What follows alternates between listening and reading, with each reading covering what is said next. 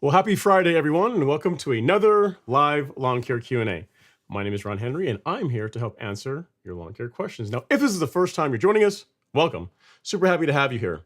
The way this works is really simple. On your screen, you'll see a chat box, and in that chat box, you can enter your question, concern, comment of the day, and I work through them in the order that they come in. Now, sometimes I have the answer, sometimes I do not, but either way, we have an awesome time talking about lawn care and sometimes life. Well, again, happy 5th of July to everyone. Hopefully everyone had a safe and happy 5th. And, hopefully all fingers, toes, eyes, everything you're still accounted for while you had a lot of fun. And I know it was a great time of year for us, great time of year for the country. So it's always good to celebrate the holiday. And yeah, I mean, you can see like the neighbors, they put on quite a show in my neighborhood to where we really have to go anywhere. So as far as what was going on, this is an example of what was going down last night. I mean, they had like a company come in to come do it, and it was quite the show. I mean, this went on for probably 20 minutes, 25 minutes. I mean, it was massive. So this is just one of the videos that I shot. It was really cool, really good time. So again, hopefully you guys had a safe and fun 4th. Now, as always, we're coming to you guys live on YouTube as our primary platform. And then our other platforms are Facebook, Instagram, and Twitter. So you can get to us on any of those. So you can tune in the way that works best for you. That way you guys can all be part of the conversation. So feel free to tune in on the way that works best. Guys, here's the thing, man. This time of year, it's been rough. This last couple of weeks of June and into July has been rough for us. It's no rain. I mean, there's been a bunch of times where there's rain in the forecast, and I'm just beginning to lose faith. I'm starting to sound a little like the folks in Texas, where in Georgia, we've been having, quite a bit of a drought. There's supposed to be rain today. There's still none. Supposed to be rain all this weekend. We'll see. But I am not really holding out hope, and the lawns are suffering for it. They're definitely losing their color. And so hopefully wherever you guys happen to be in the country, your lawns are doing better. So tonight we'll talk about that, how to beat the heat, how to keep your lawn looking its best this time of year. Got a lot of great questions and some video that some folks have shared. So we'll be getting through that in the live stream. So feel free to, post your questions. The earlier you post your questions, the better chance you have of them being in the show earlier. So do that. And obviously in other ways, obviously just to do a super chat, and that way you get yourself bumped to the top of the pile. So whichever works best for you. All right, let's see. First up, let's get going, get this show on the road. First up, we got Mary J in the house. She says, so Mary had an issue, if you guys remember last week, with getting some products. We got that sorted out. So thanks so much for that. She says, Ron, the 22.3 came today. Thanks for your help. I'll be spraying PGR and fertilizer once the wind lays down. Thumbs up for tonight's stream. Thank you so much. I really appreciate it. And yeah, I mean, that's good advice, Mary. The big thing is, when you're spraying, like fertilizer, this applies to as well too, but really when you're spraying anything on your lawn, and herbicides you want to be especially careful with, is being conscious of how windy it is. You really want to be out there to minimize when you spray your lawn when there's a lot of breeze out, because that can cause it to drift or transfer to areas that you don't necessarily want. So it's good advice that you're waiting, or it's good that you're waiting until the wind is, a little bit more calm to be able to do that. I do most of my spraying in the morning.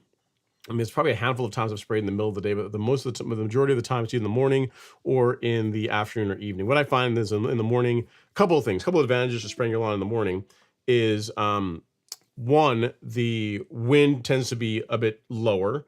And then second, there's a little bit of dew on the lawn. So as far as being able to see exactly where you walked and getting your passes, dead nut straight, it's a lot easier to do when you do it in the morning. So that's another advantage of doing that. So one of the questions I've been getting emails from you guys on is can you still spray your lawn when there's a little bit of dew on the lawn? Will the product still work? The answer is yes to both of those. The big thing that you want to avoid is there being like rainfall immediately in the forecast after you spray. So if you spray herbicides like Celsius or Certainty or Tenacity or any product that works by foliar uptake, you really want to watch the forecast to ensure it's not going to rain within the 4 to 6 hours following when you spray your lawn.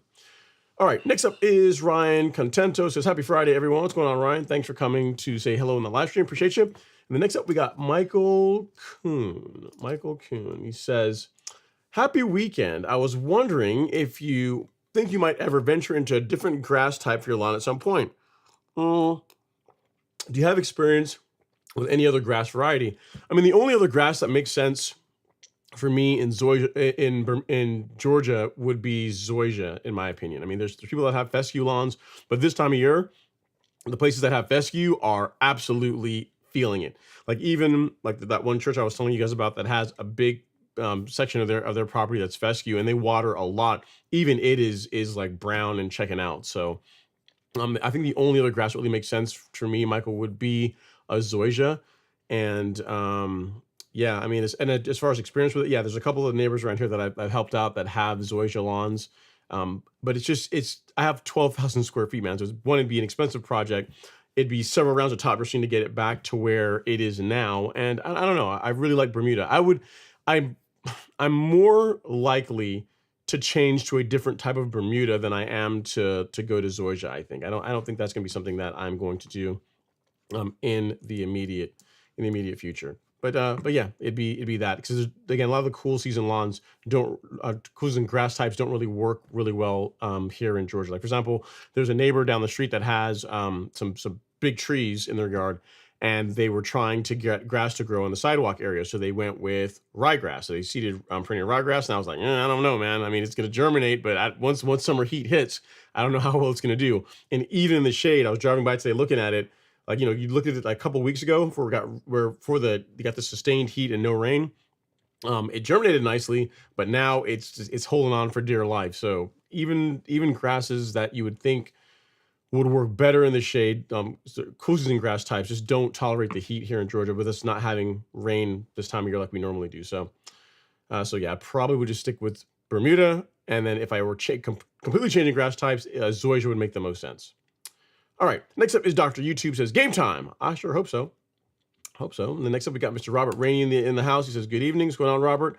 Hopefully you are doing well. So Robert, you sent me I know you shared a picture of your lawn in the group. If you don't mind, if you can email it to me, because I can't really get into YouTube really quickly right now to be able to grab that. So if you don't mind, like sending me the picture that you showed everyone earlier, because I'd like everyone to see where your lawn is now. Because you guys remember, he went through a perennial ryegrass overseed last fall, and then now when he sprayed it out in, I want to say, April timeframe. There's a bit of a struggle as far as the lawn recovering, Bermuda picking up, but you can see how it looks now. It looks fabulous. I want to share those pictures with you. All right, next up we got Scott Hawkins says, great to see you this evening. Thanks so much, Scott. I appreciate that. And Antoine Clacken says, hit that thumbs up. Definitely, guys. So it will likely be a light show tonight, because I know a lot of people are traveling for the holiday and that kind of thing, but we'll make it do what it does for as long as we can, as long as you guys have questions. But if you guys wouldn't mind, hit that like button. It really does mean a lot. Free way to support the channel. So if you wouldn't mind, I would really appreciate it. All right, next up we got Tech Explorer. Says, Ron, I got new Zoysia Xeon 6 weeks ago, looking good. Should I wait till next year to do any chemicals and also to level it? Okay, so 6 weeks ago, that's still pretty new grass, Tech Explorer. What I would say is, if you want to wait until you are mowing before you really start looking into doing any kind of like top dressing work or anything like that, what I would say is the one thing, if you want to be conservative, to avoid until next year are herbicides. But as far as like applying fertilizer, no issue with that. Both liquid or granular, there's no problem with that at all. If you want to top dress, again, you can do that, but I would wait until you're mowing the lawn regularly, till it's rooted in and it's doing well. And you know my mantra, if you're going to top dress, go light. Light is the key thing. Don't get out there and try and beat your lawn, especially a brand new zoysia lawn. Just, go light if you decide you want to go that route. Herbicides are the one thing that I would be a bit more cautious at on a new zoysia lawn. Let me think. So you did it, so 6 weeks ago, that means the beginning of June. So June, July, August, September. So yeah, so I mean, even pre-emergent this fall, if you decided to do that, I wouldn't go spectacle. I would go with like prediamine in the fall. I'd give it a year before I went after I put spectacle flow on your zoysia lawn. So if you want to do pre-emergent this fall, that wouldn't necessarily be a bad idea, but I would go with something like prediamine, something that's not quite as aggressive as spectacle can be. So congrats. If you need anything else, let me know. But yes, you can absolutely start feeding your lawn again this time of year. Just go light. Again, kind of like a mantra when it comes to feeding it. Don't go overboard with it. Don't try and push a bunch of growth. Just allow the lawn to root in, and most importantly, mow it. keep mowing it, keep it looking its best by mowing it with sharp equipment. All right, next up is Quincy Williams. No relation to Quincy Jones, but if you were, that would be pretty cool. He says, hello, Ron. With the drought going on in the southeast of the country, should I forego the midsummer scalp? It's not a bad idea. I mean, you might want to wait till you have at least some fairly guaranteed rain in the forecast before you do it. So can you still scalp? Sure. But if you had, a 4 or 5 days where you have a guaranteed, 80% or better chance of rain, and after that, yeah, then I'd be open to do it. But if there's no rain in the forecast anytime soon, scalping is just another stressor to a lawn that's already kind of not doing great. So I would hold off on that. So yeah, really depends on when you have rain in the forecast, and if you can wait till then, that's when you can look into it. All right, next up, we got Stephen Wynn in the house. He says, hey, Ron, it's going to be 95 degrees plus this whole week. Would you use certainty in Celsius during the late evening or just wait for a cooler week to blanket spray in the evening? Tiffway 419, Franklin, Virginia. Okay, so a couple things.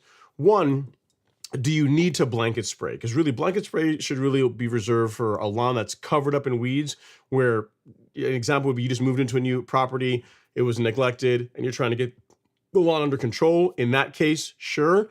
So if you check that box, then that'd be fine. The thing that I would say with Celsius Uncertainty, you can spray it in with the temperatures you're talking about. The thing that I'd be very careful of, you might even want to omit, is surfactant.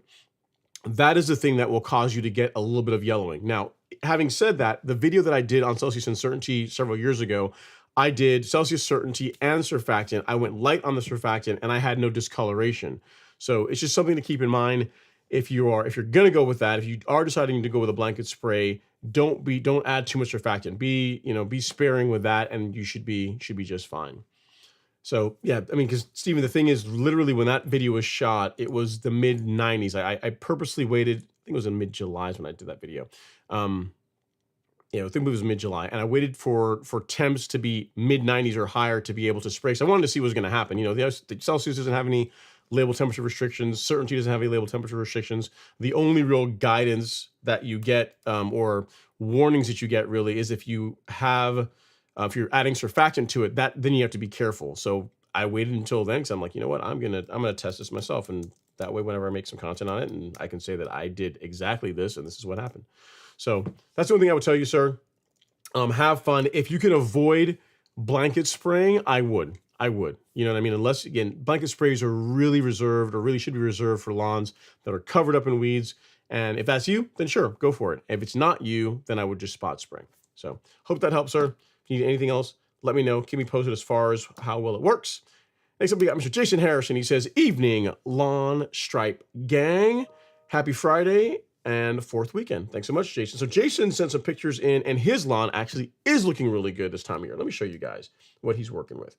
So this is Jason. Remember, he did a turf rake verticut. He's been doing the golf course lawn program. So a granular fertilizer once per month, liquid sprays every 2 weeks, and he's looking good, man. You can see how his lawn compares to the lawn right next to him, and his color is looking much nicer. We got a street view there, looking nice, and then the back lawn color looks incredible. Very nice, sir. I like it. Looking good. And he sent us some video so you can see the stripes in action. Quite nice. If you look at the lawns in the background, you can see how they're a bit more dull in color, but your lawn is still looking really nice, really vibrant. So all the hard work you put into it, as far as your verticutting, turf raking, you top dressed this year, you did a lot to your lawn this year. And it's, all your hard work is obviously paying off, because the lawn looks fabulous. Looks great. So keep going, sir. Next up, we got Mr. Robert Rainey. He says, do foliar apps affect soil composition as much as granular apps? This is a good question. I like this question. He says, for example, if soil is high in phosphorus, would a liquid fert with phosphorus affect the soil as much as a granular fert? Great question, Robert. The answer is no. They have an effect, but not nearly as much as a granular. So a good example, for a couple of reasons, is why this is the case. What you'll find with a lot of liquid products, for example, that we carry on the golf course lawn store, right? Like the new 22-3 fertilizer, it's 2% phosphorus. Whereas if you look at like our, we carry a starter fertilizer that's a 14-7-14. We carry a 12-12. And there are other granular fertilizers that are higher in phosphorus content. So as far as materially increasing the levels, granular products tend to have a bigger effect as far as measured nutrient levels in soil versus foliar sprays. So yes, does it make a difference? It does, but is it as to the level of a granular product? No, not at all. So yeah, hopefully that helps her. It's a good question, not one I've gotten before, but yeah, if you're looking to build up a particular nutrient that's lacking in the soil, for example, if you're low on phosphorus or you're low on potassium, right? You got like a deficiency in those places. I would use a fertilizer, a granular fertilizer that has those as the more emphasized macro, and then you can also supplement with foliar sprays. So hope that helps, sir. Great question. Need anything else, let me know. But yeah, that's a good one. That's a unique one, Robert. I've not gotten that one before, and it's actually a really good question.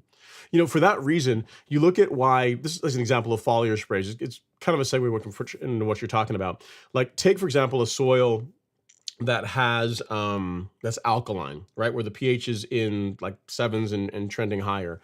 When you have a soil that's in that condition, if you do your soil test and it shows that, say, like you have a micronutrient deficiency, right? So you're going to try and you might think, well, I'm going to go put out a granular fertilizer with iron, with boron, with copper to try and build those micros up. And the problem is that as the soil becomes more and more alkaline, it becomes those nutrients, while they're there, they are harder for the plant to take up. They become less available. Whereas foliar is a way for it to be, you're like fast tracking it into the plant via the leaf. So that's a big part of why also you see whenever you do liquid sprays, you'll see results in 2 to 3 days, whereas granular applications, it can be 5 to 7 days depending on your soil composition. So great question. Again, that's a good one, not one I've gotten before, and I really do appreciate it. And I think you sent me a picture of your lawn. I think we already showed everyone. Oh no, actually I haven't showed your lawn. I showed Jason's. So let's show folks what's going on at the Rainy Ranch. Yet another picture of domination going on. Man, it looks good. Color looks really good. Looks like you have a dog though. I can tell. I can see it. I can see the damage, but the color looks incredible. Color looks great. Stripe action is on point. That checkerboard action, I approve of this picture. Very nice work. Keep going. Looking really good. So yeah, so while you did suffer for a while there, whenever you're getting rid of the ryegrass and getting your Bermuda to wake up, here we are in July and your lawn looks fabu. That looks incredible, man. Color looks great. Everything. Awesome. And the thing is, you got to give like plus 10 points for that, because in the Southeast, we really haven't been getting a lot of rain and it still looks good. So can you imagine when you get like a little bit of rainfall on it, how it's going to take off? Very nice, man. Keep it going. He says, we have East Atlanta 13. He says, what up, Ron? That new is working. That new is working really good for me. The 2213 and micronutrients, a new and Primo Max. Look at you doing it all, man. He says, send a short to you on the gram. Wortham 13 outside of water. What's your advice? I don't know if I have I didn't see your message to me, so I may have to answer you after the show, because I have to go through all the requests I get, because I get a lot of requests from people, so I have to go and look. Glad to hear the products are working well. Outside of water, mowing, I mean, what you've got, there's a great program, man. You've got, from a liquid standpoint, you're using a great product. You've got, excellent growth regulators, and it's, rainfall and then mowing. So as long as you're keeping water on the lawn and you're mowing it, it should stay looking good, is what I would say. And we're supposed to get a bunch of rain this weekend. We shall see, but that's what's supposed to happen. Hope springs eternal. All right. Hopefully that helped. And again, hopefully that helps. East Atlanta, thank you for the question. And I'm glad to hear that, as the products are starting to get out in the wild, you guys are starting to play with it, start to use them, and that you guys are getting good results. So I felt pretty confident you works. I mean, again, I put a lot of testing into it. I was really happy with it. And I'm glad that is being reflected in what you guys are also seeing. All right. From the Instagram, we have Daniel Hubinet. Daniel's Hubinet. I wonder if are you related by any chance to a Sam Hubinet? There's a drifter guy. When the first Formula Drift that happened in Road Atlanta, there's the guy that won it. He had like a Viper. He drove a Viper, a nasty Viper, and his name was Sam Hubinet, and it's a pretty uncommon name, last name. So I'm not sure if you're related to him. Anyway, he said, I have some white spots on my lawn, the grass blades. What should I do? I'm not sure exactly what you're dealing with. I mean, it could be like powdery mildew. I'm not sure what disease or what problem you have going on in your lawn, Daniel. Um, if you want to send me an email and with like pictures of it and give me a little more detail as far as like what kind of grass you have and this type of thing and what you've been doing, that would be useful. But as far as advice, if you've not done any kind of a fungicide this year, that would be something worth considering. I mean, I'm a big fan of preventative fungicides. The people that have done that follow the program, the calendar that we have on the Golf Course Lawn Store, where we have you putting out a fungicide in May and then again in June, typically don't have disease problems in their lawns, in the springtime, summertime, really until the fall, until they start really looking at it again.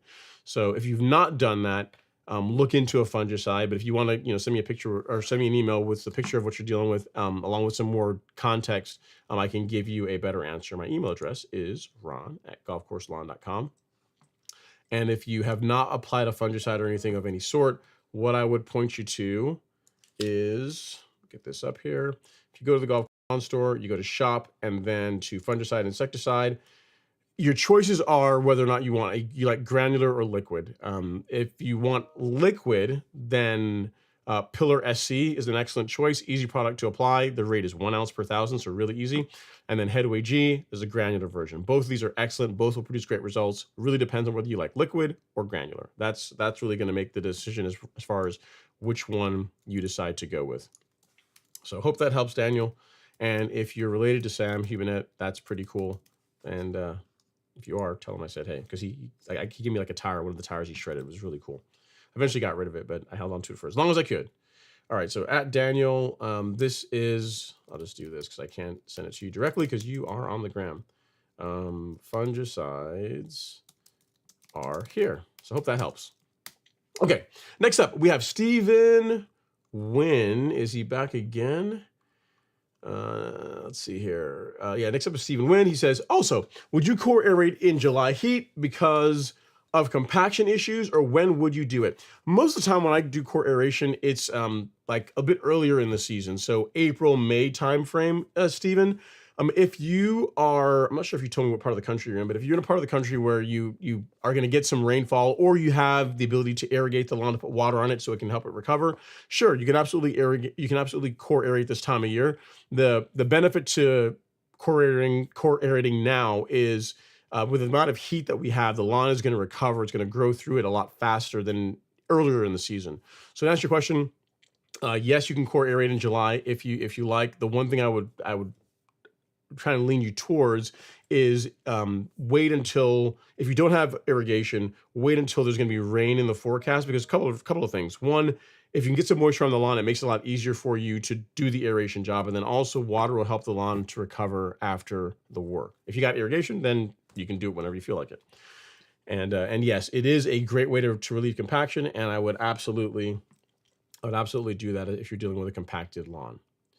All right, next up, we have Progression Decibel. He says, hey, Ron, starting out the window incoming, looking if it'll rain again in a bit. We need it. Like Quincy, wondering if I should scalp the Bermuda this coming week. I want to level some spots. I mean, here's the thing, Progression. You are not going to kill Bermuda by doing that. Like, if there's other grass types, lesser grass types, if you go out and you scalp them or you put a hurting on them when conditions are the way they are now, you could cause damage. Bermuda is really unlikely. The thing that you're going to run into is that it'll just stay ugly a lot longer. I would wait until we have rain in the forecast, or unless you have the ability to run irrigation. If the weather's to be believed, we're supposed to have rain like tonight, tomorrow, literally up until Tuesday. It's supposed to rain every single day. If that actually holds, if it looks like it's going to happen, then yeah, if you want to do your scalp and get ready for your leveling, then that would make a lot of sense. But we'll see. We'll see. All the forecasts that I looked at were all showing like it's like a 40% chance is what I'm seeing. Yeah, so it's tonight 50%, 55%, 50%, 35%. Not great. I don't know if I would bet on those odds, right? So, all right. So next up is Higgy Pop. He says, happy Friday. We need rain here in Georgia. Guys, listen, look, guys. You guys know how I always make fun of the folks in Texas. We are starting to sound like that. We don't want the folks in Texas making fun of us and Georgia saying, "Oh, how does it feel now not to have rainfall? You always make fun of us. Now you like, run tell that." That's how they're going to be. So we want to kind of just, even though we're feeling the pain from not getting rainfall, we don't want to let them know that, because then they're gonna, you know, they're gonna let us hear about it. They're gonna behave like Alabama fans. Is what I'm trying to say. All right. He says, we need rain here in Georgia. Have a great weekend, everyone. Let's all hit the like button. It's free. All right. I second that, Higgy. We got like a little splash of rain here for, I mean, here's the thing. I was actually in the kitchen and I looked out on the porch and I saw like little drops forming. I was like, come on, you can do it. You can do it. And then like 2 minutes later, it stopped. So nothing measurable. So hope springs eternal. All right, James Smith is up next. His friend, brother-in-law, decided to do fireworks on his in-laws' newly sodded yard. Now, friend's parents have a 3-foot circle of damage. Yeah, man. Here's the thing. I should have done a video of it. So that fireworks show that I showed you guys that happened last night, this was literally like the house you see there in the lower left-hand corner. That's my place. I'm sitting on Alex's lawn. We're looking at this. If you looked at the lawn this morning, it looked like a crime scene. The back lawn, the back porch, it was all covered up in just shrapnel. There was literally paper and plastic and just trash all over the place. So I had to like blow all that off, clean it all up. And then of course, I gotta get my mow in. So I did that. But fireworks makes a tremendous mess. And this stuff was literally like if you are, I would say it was right in front of my house. It was maybe 20 feet from being right in front of my house. So we had a great show, but what you see there creates an incredible mess. The people that did it, when they were done, I think they paid a service, because they had people out there with blowers when they were done to try and clean it all up, because it's, again, it makes a terrible mess. Looks beautiful, but big mess. The good news is that your friend's in-laws' lawn will likely be okay. It'll likely recover. So don't sweat it too much. Next up is Greg Anderson. He says, new here, lots to learn about grass. Awesome. It's a good place to come, Greg. Hopefully, you'll learn a few things. At a minimum, you'll be entertained. So thank you so much for coming to hang out with us this evening, this Friday. I know there's other places you could be this 4th of July weekend, and I really do appreciate it. If you have any other questions, just drop them in the chat. That's what I am here for. So feel free to ask any questions you might have. Gavin Moore says, hey, Ron, with this heat, I've been watering the yard, 2 inches of water a week. How much water do you recommend to water each week? Thanks. Yeah, so 2 inches, depending on where you're on the country and the temps, the lawn will likely take that, right? I have increased the water that I've been putting on the back lawn. I'm still doing 3 days a week. So Monday, Wednesday, Friday, but I've increased the run time on the back lawn a little bit, and it's helped a little bit. It's helped some, but we just still need rainfall. In your case, if, where you are in the country, it's like the temperatures we have now, 2 inches of water strictly from irrigation, it'll help some, but you're still likely to have some areas in the lawn that are gonna be suffering, gonna have some dry spots, because irrigation coverage isn't perfect.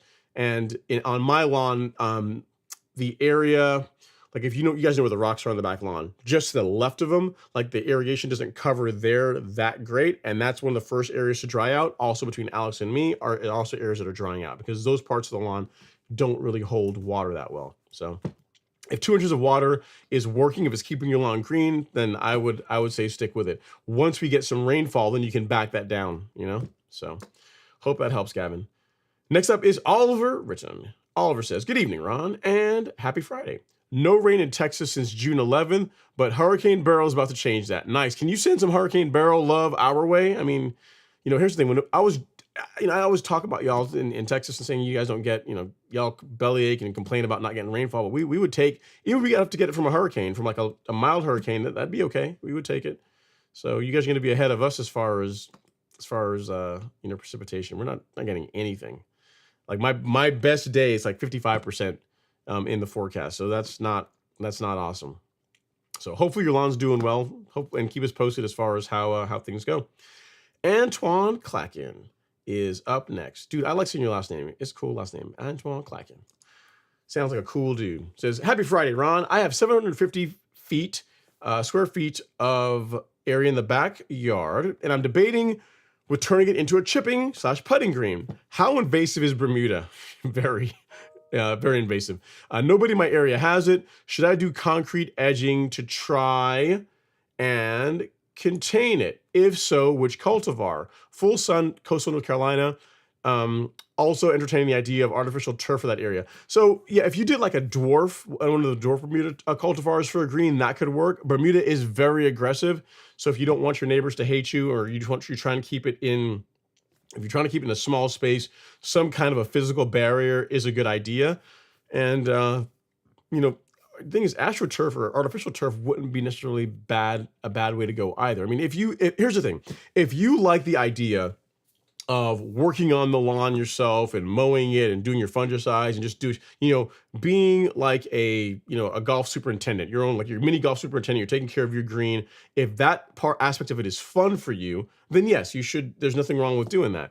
If all you want is a smooth surface in the back lawn to just putt on, and if that's the main thing, but you don't really want all the upkeep that goes along with it, then artificial turf is not a bad way to go. You know what I mean? Because if you think working on a lawn is a lot of work, greens are double the work. You know what I mean? Because to keep them looking nice, you really need to mow them every day, like every day. You can't like say I'll mow every 3 days or so. You have to really mow them every day to keep them looking really nice. You're going to be spraying fungicides monthly.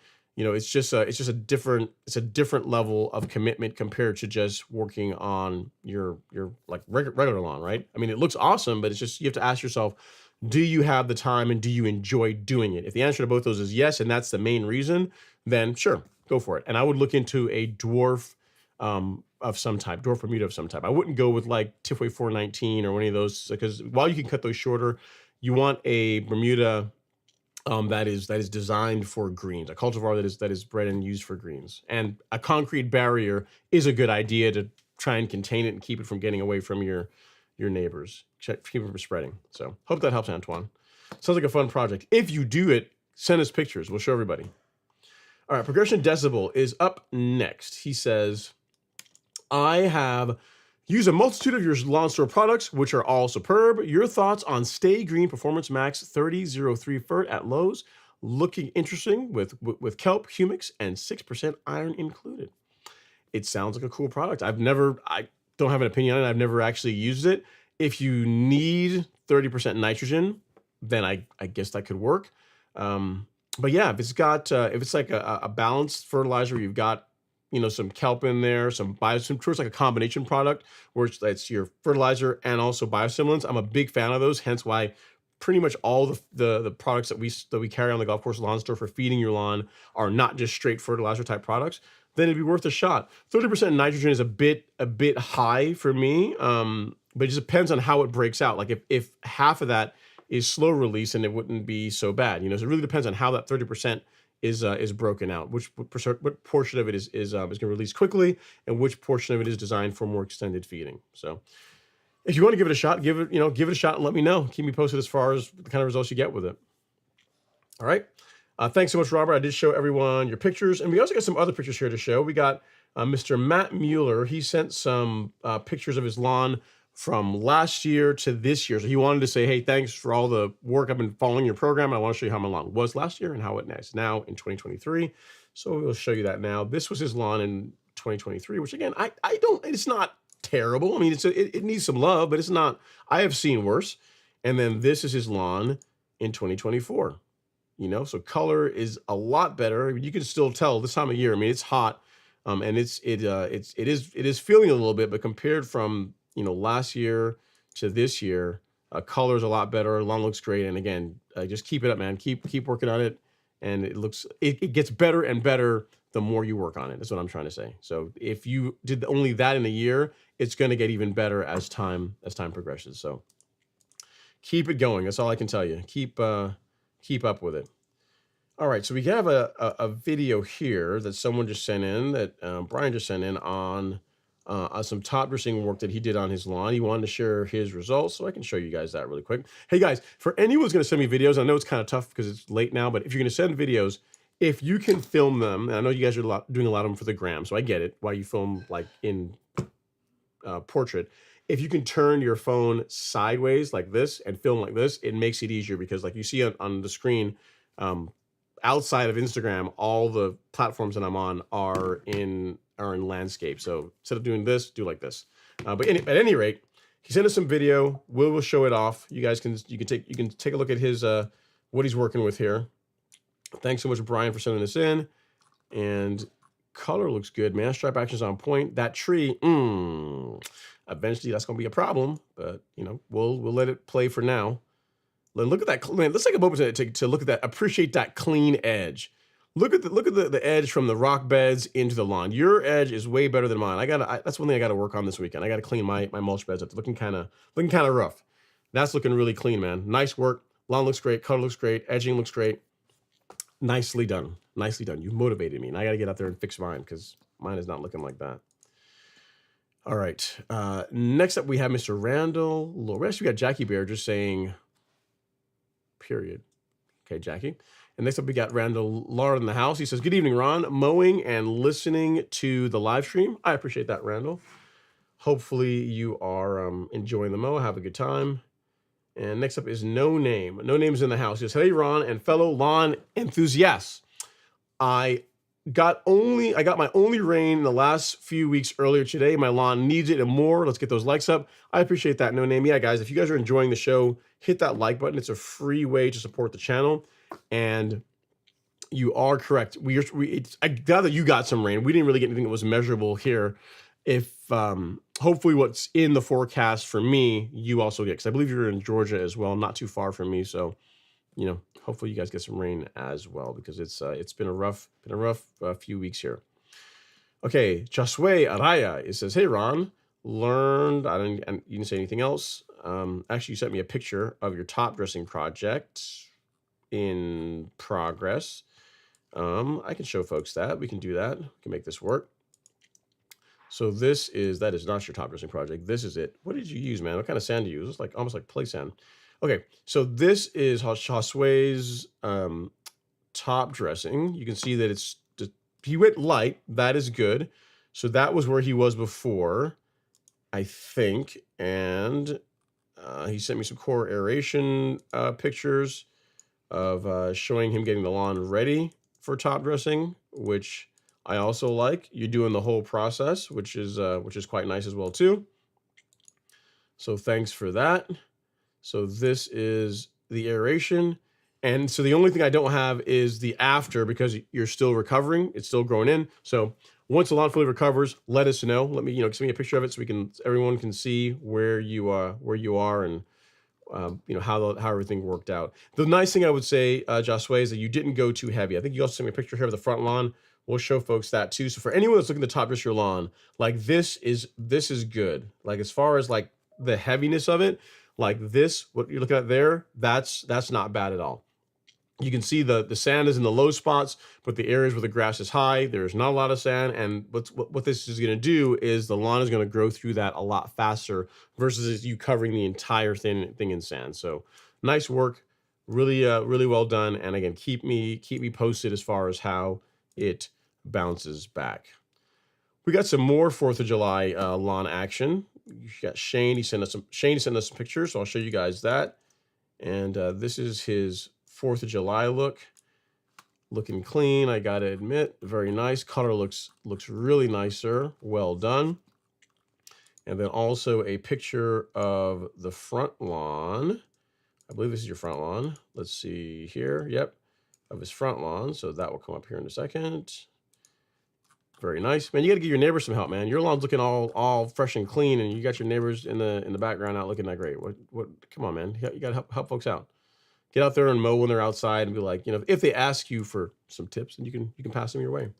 And then finally, another picture we have here, getting their lawn ready for 4th of July, was Mr. Kevin Hester. His lawn looked like choice. Very nice. Very nice. Got the American flag out there. I like it. Stripe action's on point. Color looks great. Very patriotic, sir. Well done. So again, thank you guys for sending those pictures.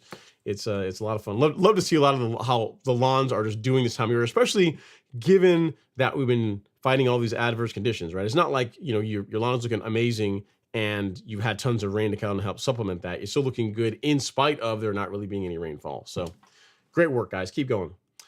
James Smith says, okay, you open the door with your older videos. Whatever happened to the front and backyard builder trees? What trees? I don't know what you're talking about. Next question. Josue is up next. He says, "Hey Ron, last weekend I leveled the yard. I gotta say that leveling is not for the faint of heart, man. That was hard work. Send some pictures. Cheers." Yes, we just sent your pictures. Put them up. It is not for the faint of heart. I would agree with you, Josue. It's one of those things where you start out and you're really excited, especially the first time. You know, I mean, here's the thing. I've never been pregnant. You know, I've never been, but it's kind of like one of those things where I would imagine when women are about to, they're pregnant, they're really excited and they're going to have a baby. And then like going through that whole process, it seems like it'd be, for me as a guy, it seemed like it'd be really, really, really not great. But then at least after that, you know what to expect, and they do it over again and again. So top dressing is kind of the same way. When you first start out, really exciting, super awesome. And then you kind of get into the reality of what you've like signed up for. And there's really only one way out. You just got to finish the drill. You got to get it done. You got to get through it. And you think is your lawn, you have a decent sized lawn. So I get it, man. It's a lot of work, but it's going to be completely worth it once it grows through. And it's one of those things, like Alex and I have joked about that before. I said, yeah, man, we're doing this again. So we're actually like, this is probably why women have like multiple kids, because you forget how bad it was, everything you did leading up to this, and you do it over and over and over and over again. I mean, it's probably not a great comparison between carrying a child and top dressing a lawn, but for a guy, it's the best I got. All right. Next up is, let's see here. Next up we have Progression Decibel. He says, probably the 100th question on it. How do we get checkerboard patterns on Bermuda? Listen, man, that's like ninja level, like 1000 type stuff. Why you gotta ask those kind of secrets? He says, does it take multiple mowings? And if so, how? And does it go away if you don't maintain a certain mowing pattern? Okay, progression decibel. All jokes aside, yes, to get a checkerboard pattern, you do have to mow the same pattern over and over for it to really stay. I don't know if I have any video or any older video of stripes on my lawn. I might. Okay, so for example, we'll pause it here. Like where you see the light and dark stripes, like I mow that pattern every time. It's like when I mow the lawn, I go down the light stripes away each time. When I mow the dark stripes, which are when I'm mowing towards the camera that you're seeing right now, like I do those every single time. And the same is true for here, right? So if you look at the patio, you see the patio, you see there's like a little dark strip right there. So I've got like a little half and half. I didn't plan that part that well.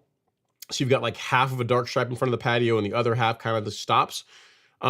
So every time I mow, I will mow from Alex's lawn, which is his house is in the background. I will mow from that towards us, towards that camera. So that one pass there in front of the patio, that gets mowed from far to near every single time. Like that never changes. And then the two that you see that are next to it, where they're double wides and I'm mowing away from us, like that continues. It's the same thing. So to answer your question, yes, you do have to like set your pattern, and then you have to consistently mow that same pattern over and over and over again. And what you tend to get is the term you often hear is you burn the stripes in. So if you do that, then you get this checkerboard action. And what happens is, I'm not sure if I did it in this video or not, but you'll see when I turn the camera at an angle, I'm not sure if I did, but maybe we'll see here. That is when you really see it. Yeah. So what you're seeing now is like a combination or an in between of the stripes mowed in multiple directions. And it gives you that really cool 3D checkerboard effect. But it does just take, again, set your stripes and mow those same stripes over and over, and you'll get that. So what I did, I have a video on this topic, progression decibel, that you may or may not have seen. You probably didn't watch it, but I will get it for you here. And what I recommend for folks that are trying to get double wide stripes, or even if you're not doing double wide, you're just trying to get like, a checkerboard, is to find something, whether it be a fence post or a patio or something you can index off of. And always like when you're first starting out, start your mow from that point every time. So for example, when I first started doing this or setting these stripes, I mean, it's not great, because you're not going to see the patio, but like right about here, like you see the chimney that's in the background.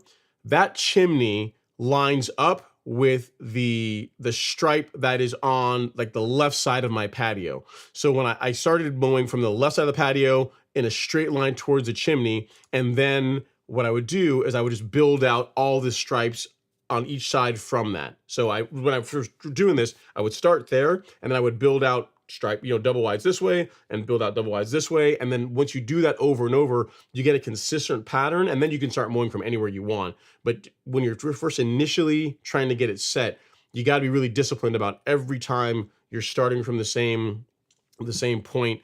Otherwise, you tend to get this like overlapping thing that doesn't look like the stripes get soft. You want crispy, hard stripes, not soft stripes. And again, the video that I'm going to send to you here, that will show how to do that. Like it's a short video, but it's all about mowing lawn stripes. And you can take this and use it for getting your lawn the way you want. So let's see, lawn stripe video. I've got a couple of these, but this is one from this year video. So there you go. So watch that, and that will get you squared away as far as how to set up your stripes. I mean, I'm showing double wides there, but just that same process applies. That's what I'm trying to say. Cool. Next up is Cooper's dad.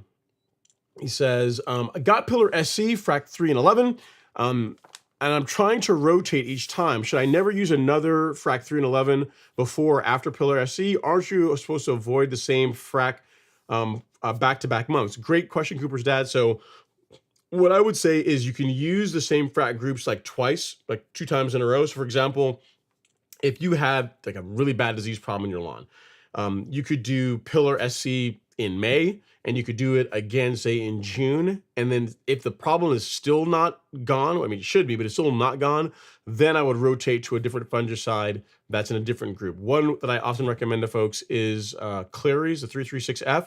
That, if memory serves me, is a group 1. So I would rotate away from Headway or pillar SC, because they're both group 3 and 11 fungicides, and go to like Clary's. And then once assuming you need it, I mean, I can't imagine that's a lot of fungicide, but assuming that you absolutely still needed it after that, then you could rotate back to them. But twice in a row, like 2 months in a row, there's no issue with that. It's the third application is when I would say you really want to rotate. So hope that helps, sir. Great question. And if you look at the guidance, even on the labels for the products, they'll tell you, if you got a disease problem in the lawn, do a second application 14 to 21 days later. That's general guidance. And then if you still have the problem, which again, you really shouldn't, but if you still do, then that's when I would look into rotating to like something like Clary's. And then, so for most people, you really shouldn't have to do that.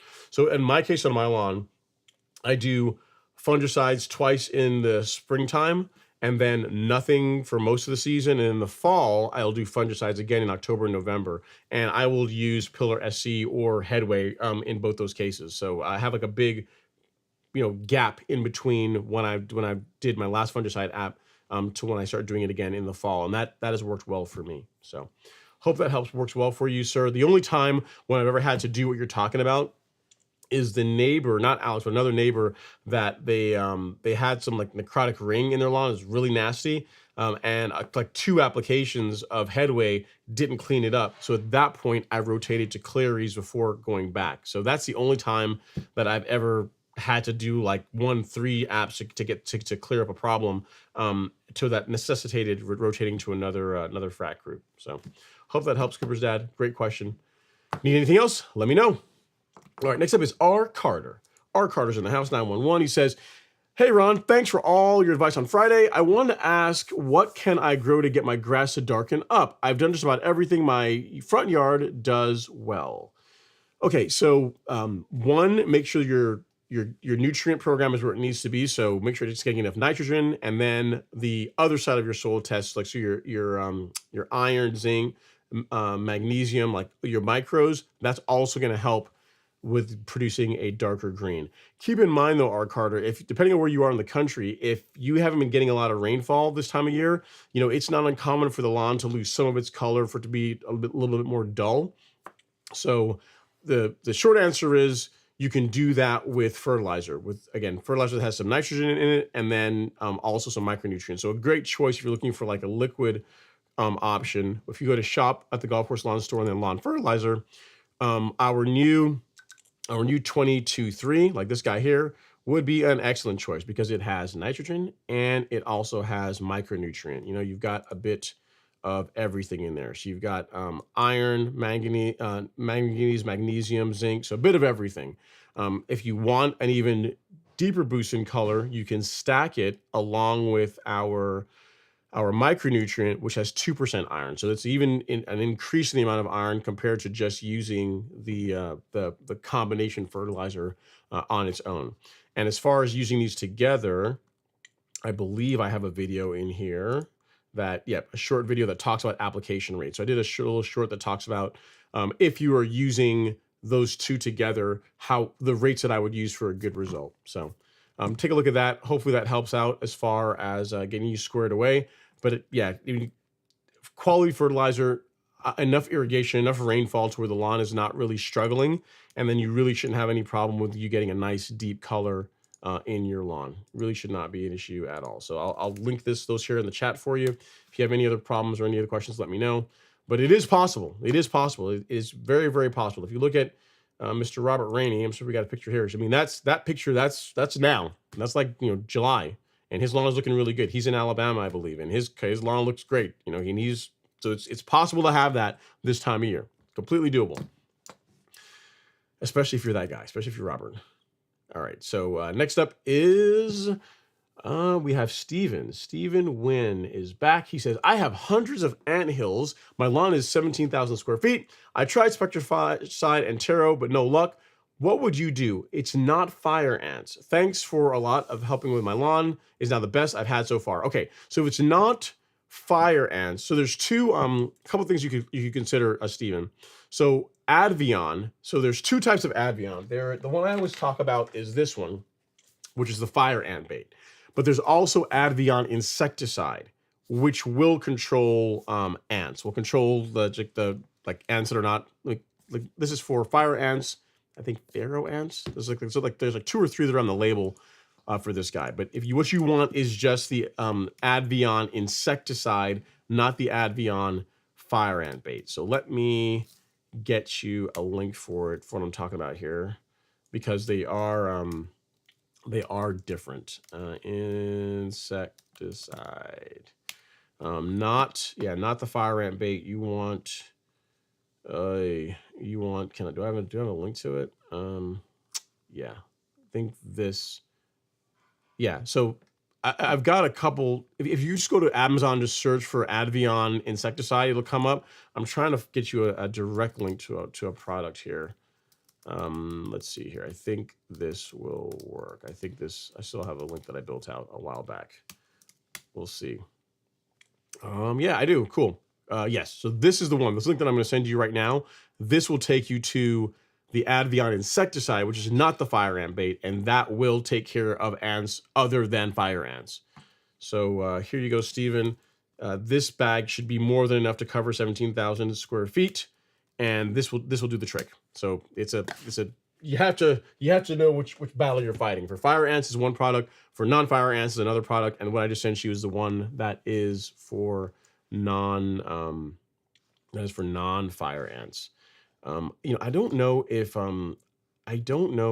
Acelepryn is also rated for ants. I never hear about people really using it for that. It might even be labeled for ants, but I know that as far as non-fire ants, that Advion insecticide that I sent you is the one that most people go with. But now you got me curious. Wondering if it's on the label. I want to think it might be. Let's see here. Ants. Let's see. Does Acelepryn? I don't see it. I don't see. The problem is when you start. No, not that I'm seeing. So go with the product I was telling you about, the Advion insecticide. That's going to be your gem. All right. Keep me posted. Next up is Mr. Joe Cox. He says, good evening. What's the highest height Bermuda can be striped? Currently sitting at 2 inches. You can stripe it at 2 inches. You absolutely can. What you're going to find, Joe, that it's the the height matters, yes, but also the type of mower you're using has a bigger bearing. So if you're cutting at 2 inches, I imagine you're more than likely using a rotary mower. To get the lawn to really stripe, what you need is a way to consistently fold the grass down, to lay the grass in one direction. And real mowers are really good for this, especially ones that have drums, because you've got the front roller like rolling the grass, and you've also got the rear drum also rolling the grass, and it's all going in one direction. So there are striping kits that you can make them, or there's ones if you have a Toro mower. I think Toro makes a striping kit that you can attach to the back of the mower so that when you're making your mowing passes, it will kind of lay the grass down. At 2 inches, it's going to be hard to say how long the stripes will last, but it is possible. To answer your question, it is possible to stripe 2-inch Bermuda grass. It is completely possible. Will it look like this? Unlikely. You're not going to get stripes that look like that. They're not going to be as defined as that, and they're not going to last as long as that. But you can still get a nice pattern, in the lawn. If you look at some of the people that have like fescue lawns, they produce beautiful stripes. You can absolutely stripe a fescue lawn, or grasses that are growing taller. But you need some way of rolling the grass or getting it to all lay down in one direction if that's what you're really after. So hope that helps, sir. If you need anything else, let me know. But yeah, it's really just having the right equipment on your mower to really get stripes looking good. All right, Michael Kuhn is up next. He says, so just a follow-up question. So I take it you never plan on moving out of Georgia. If you ever did have an opportunity, which cool season grass entices you the most? Yeah, moving out of Georgia, probably not anytime soon for a lot of reasons. I like Georgia. You get Atlanta, and you can pretty much be anywhere in the world, or most places in the world, direct flight, because Hartsfield is a really big and busy airport. Like, there's a lot of direct flights pretty much anywhere you want to go, which is, I like that. It's kind of convenient. Yeah, and there's a lot of other reasons why I like Georgia versus other parts of the country. If I could pick another grass type, I think I've answered this question before. I would more than likely go with like a ryegrass, mainly because I love how Augusta National looks in April with their ryegrass, and it looks incredible. So if I live somewhere where I could do that, that would be what I would go for. Fescue is pretty, but not really my jam, because I like shorter cut grass, and fescue, you don't really do that with it. Kentucky bluegrass also quite nice as well too. But ryegrass is just looks really, really nice. I mean, so of the two, it would be either a Kentucky bluegrass or a rye. More than likely, it would be rye, is what I would say, Michael. And again, yeah, no plans on moving out of the country at this, or out of the country. Georgia should be its own country, right? Out of Georgia for this foreseeable future, anyway. All right, we got our first super chat of the evening. This is from Mr. Luis Ayabareño. He says, Ron, I got Primo Max order. Thanks. Waiting to finish off the other brand of PGR before trying a new. Using previously bought T-Zone SE on lawn and neighbors for broadleaf. Thoughts on T-Zone? Pillar SE worked great on trouble spots for as far as your disease problem. Okay. I've not used it to be able to say, Luis, but having said that, there's a lot of people really like that combination. So like T-Zone, there's the people that'll take it, they'll mix it along with Tenacity, and that's a popular combination. So I don't have any reason to believe that it would not work well. The only thing I would be concerned with, or just you want to be cognizant of, if there's any temperature restrictions for that product. I don't know if there are, but if there are, you just have to be conscious of that. But it's I have no reason to believe that the product wouldn't work well. It's pretty popular. It's just not one that I have ever had the need to use. So hope that helps. And yeah, as far as a Primo, I'm glad that made it. And a new, yeah, man, I don't know, man. I don't know if I would wait until you break out the new. That's you're missing out, man. I would not. I'm not sure what other growth regulator you're using, but if you've got some of that in you, easy, I would definitely bring that into your life, man. I don't think you really want to be. There's no reason to wait. There's no reason to wait, man. Your lawn deserves the best. Like, what do you really gain? What do you really gain by waiting? You know what I mean? That's all I'm saying. All right. So thank you so much for the super chat, sir. I really do appreciate it. There you go. Your name in lights, whatever that means to you. Appreciate all the love and support. Super chat received. One more again. And again, if you need anything else, let me know. Glad to hear again that Pillar SC was working well. Pillar SC is a great product. Really, really good. Really like it. Really, really do like that fungicide. All right. Next up is James Smith. He says, Ron, What's the drink of the night? I'm watching while I'm enjoying an orange and mango smoothie. Sounds very healthy, James. Tonight it is. Tonight is premium. So you guys know that watermelon like puree drink that I told you guys about probably been a couple months now at this point, where it's like you take watermelon and you blend it, like throw it in like a Vitamix and like you purify it, or you purify, like you turn it into like water. You turn it to like a puree. Then you strain it, and you also add some ginger, a bit of ginger to it, and that mixed with Chick-fil-A lemonade is money. It's incredible. Like they should absolutely make this. I mean, it'd be expensive to make to make it the way that I have it, but it's because you literally take an entire watermelon and you turn it into a gallon and change of like this of juice, but it's so good, man. It's really good. Though your orange and mango smoothie also sounds good. It's probably healthier than I'm drinking too. But it is, but yeah, tonight I'm stepping it up, man. Chick-fil-A lemonade for the base, a bit of water, because you got to dilute that stuff. It's too sweet. And a little bit of the watermelon puree. Money. Matt the Mailman is up next. He says, hey, Ron, been watching. Here's the thing, Matt. You may not realize this, but you know, my mailman's name is Mike. So every time I see your name, I always think that it's him that's in the live stream, and I know it's not because you're not the same name. But I always, like, every time I see a comment from you, my mind goes to him. All right. He says, "Hey, Ron, I've been watching you for a year, and in that time, my lawn has elevated to the next level. Love to hear that. Love to hear that."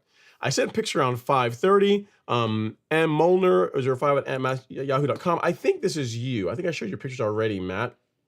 Matt Molnar. Yeah. So I think this is the before.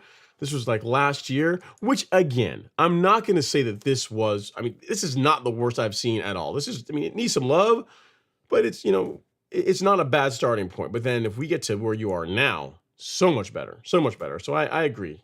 Over the course of a year, lawn has improved a ton. What you got to do, man, is send me pictures in the fall when it really lights off and is looking nice. So great work. I'm glad to hear that the content has been useful, coupled with your hard work. And if you need anything else, definitely let me know. Looks really good, man. Keep going. R. Carter says, hello, everyone. I wanted to ask, what can I do to get my backyard to darker green as my front? I apply the same application on both. The backyard never really greens up as much as my front. Okay, so it could be a couple of things. So if you're using the same nutrient program on the back and the front, is the back getting as the same amount of sunlight? That could be a thing. Are you watering the back as much as you are watering the front? Those are the big things that I would look at. I mean, you could do a soil test of them independently to see if there's something weird going on there. That, believe it or not, your back and front lawn can vary fairly wildly, believe it or not. So that would be worth looking into. In other words, if the other boxes are checked, your watering is the same, the amount of sunlight that it's getting is the same, then we have to measure at that point, right? You got to go into the soil and figure out what's going on and make adjustments from there. Because those are the big things that come to mind, given that one part of the property looks really good and the other part doesn't. Case in point, here's how much of a difference like the amount of sunlight makes. R. Carter, on my back lawn, if you are sitting out on the patio and you look to your right, that area there is always has the best color in my lawn, because it's ahead of everywhere else because of the way the sun goes over my property. There's like a corridor there where there's not a house blocking it, and then my house isn't blocking it. So that area gets the most sunlight, literally, like from the morning until like afternoon until the sun sets. Like that, this is like a strip that gets a lot of light, and the color of it it's no surprise, it looks better than other parts of the lawn. When it comes to dormancy, it comes out of dormancy sooner. When it comes to dormancy in the fall, it goes into dormancy later. So you really can't. I mean, sunlight doesn't sound like a big deal, but it really is a really big deal. Like the amount of light an area of your lawn is getting, if it's materially more in the front than the back, that can make a difference. So look at that.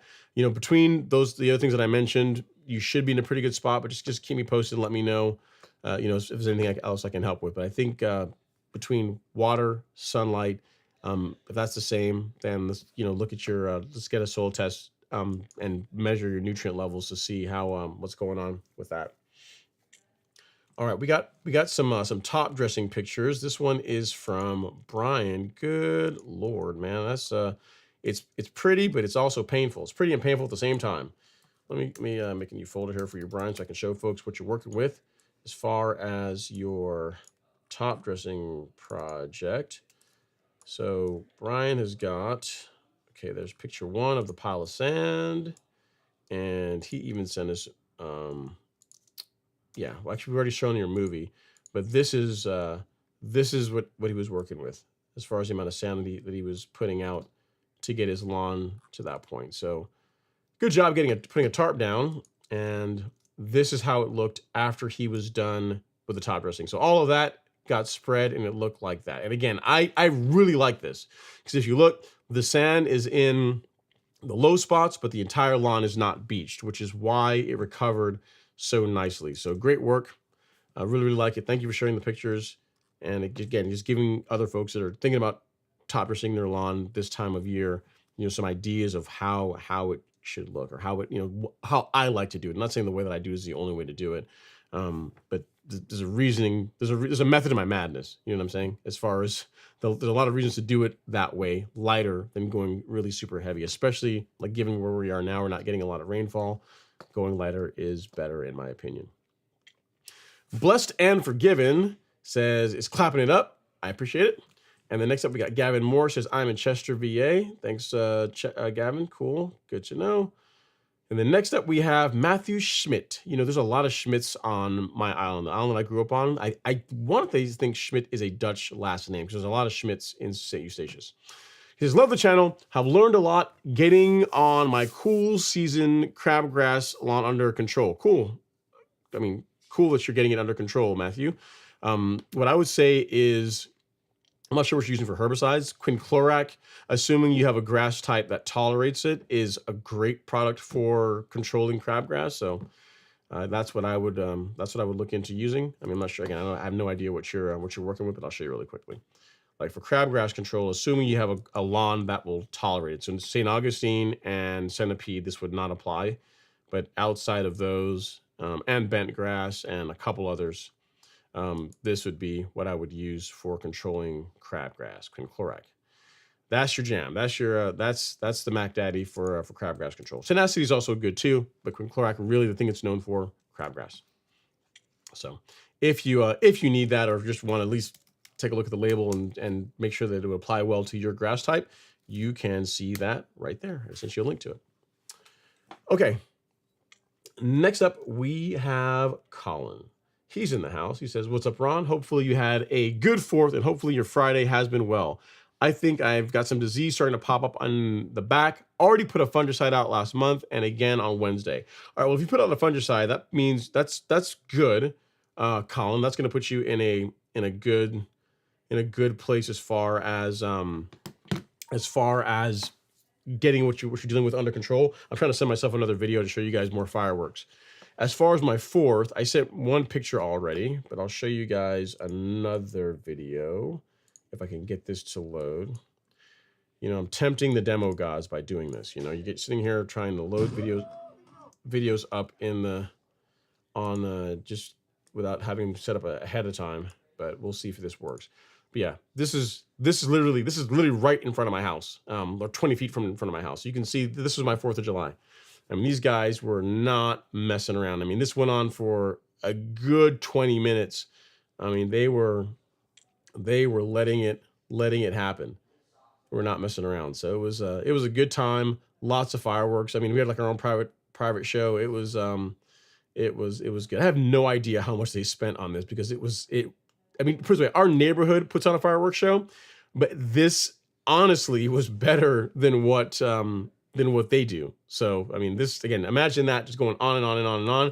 And the net result of it, my entire back lawn looked like, a war zone. I mean, there's debris and trash all over the place. So, I guess you got to pay to play, right? I mean, I got a free show, and then today I had to go clean up my back lawn. So such is life. All right. And what I would say, Colin, as far as the disease problem that you're dealing with, just monitor it. You're doing the right things. You put out a fungicide and you did another one on Wednesday. Just, that should that should correct the problem or stop it from getting worse. So now it's just letting time to let time pass, let things run its course, and you should be in a good spot, 2 to 3 weeks from now. So keep me posted as far as how it does. Blessed and Forgiven says, Florida drought. Man, I'm having no more water than usual. So Florida's in a drought and you're having no water more than usual. Yeah, so it's the same thing. We're not getting a lot of rain here in Georgia either. So it's the whole southeast. It's the whole southeast thing. You probably got it. Yeah, it says hopefully you got it stopped so it doesn't get worse. That's the goal with fungicides. And then Devin's in the house, guys. If you guys doesn't remember, last week Devin, was very gracious with his time. Came and hung out with us on the live stream and answered tons of questions for a lot of the cool folks, but also questions around like just disease control and just just different practices like managing moisture in your soil. So if you didn't watch last week's live stream, check it out. It was a really good one. You're going to start seeing shorts from that live stream trickling out here next week. You should start seeing some of those coming out on the channel as well. But if you want to go watch that, really worth it. It was a really good show.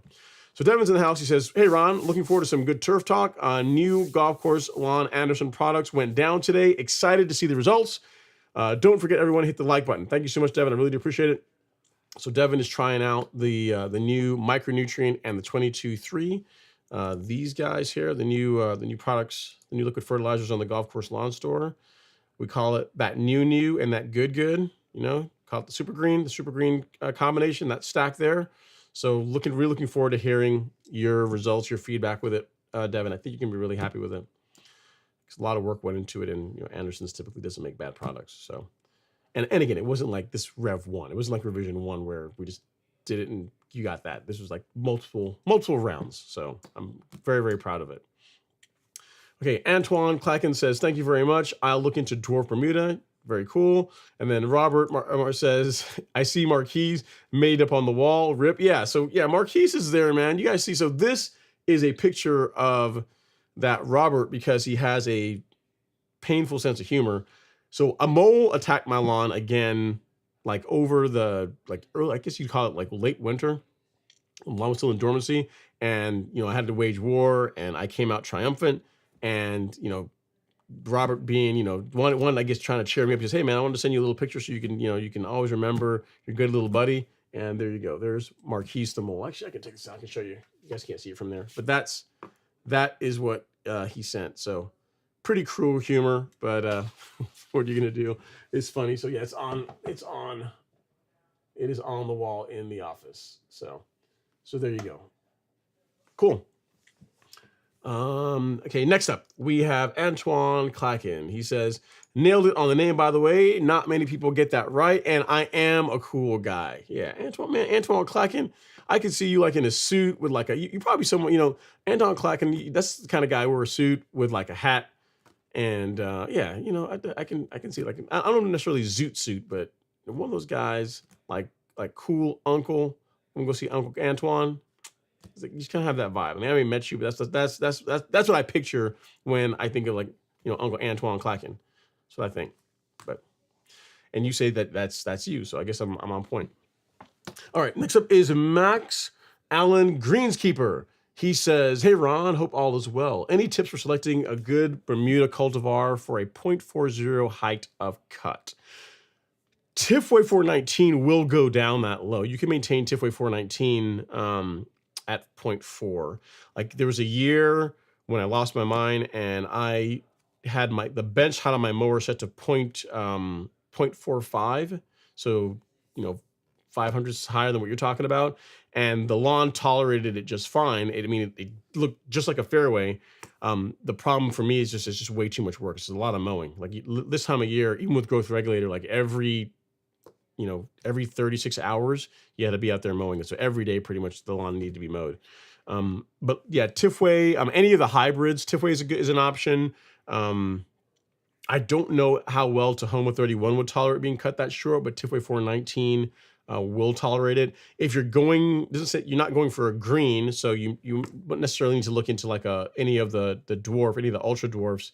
But even Tifway, man, if you're looking for that like 0.4 to 0.5 area, Tifway will tolerate that. The color is not going to look as nice, but this is par for the course. If you cut Bermuda shorter, it's just not gonna. It's not, the green isn't gonna be as nice. But any of the hybrids, Tipway 419, one being one that I have direct experience with, should tolerate that just fine.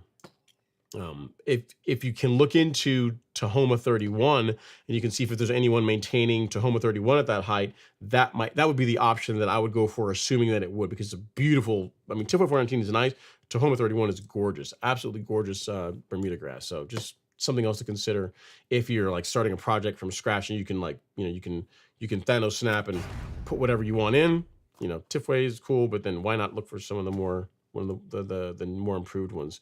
Look at, what's that other one everyone keeps talking about? Iron Cutter. That's another one you're hearing a lot of buzz about too. I don't know if it will tolerate those types of cutting heights. It probably would, but I mean, look into that. I would look into Tahoma. I would look into Iron Cutter, and then worst case scenario. And I don't say worst case scenario like if you have to settle for Tipway 419, because 419 is nice, but at a minimum 419 would work at that cutting height. So hope that works, sir. Great question.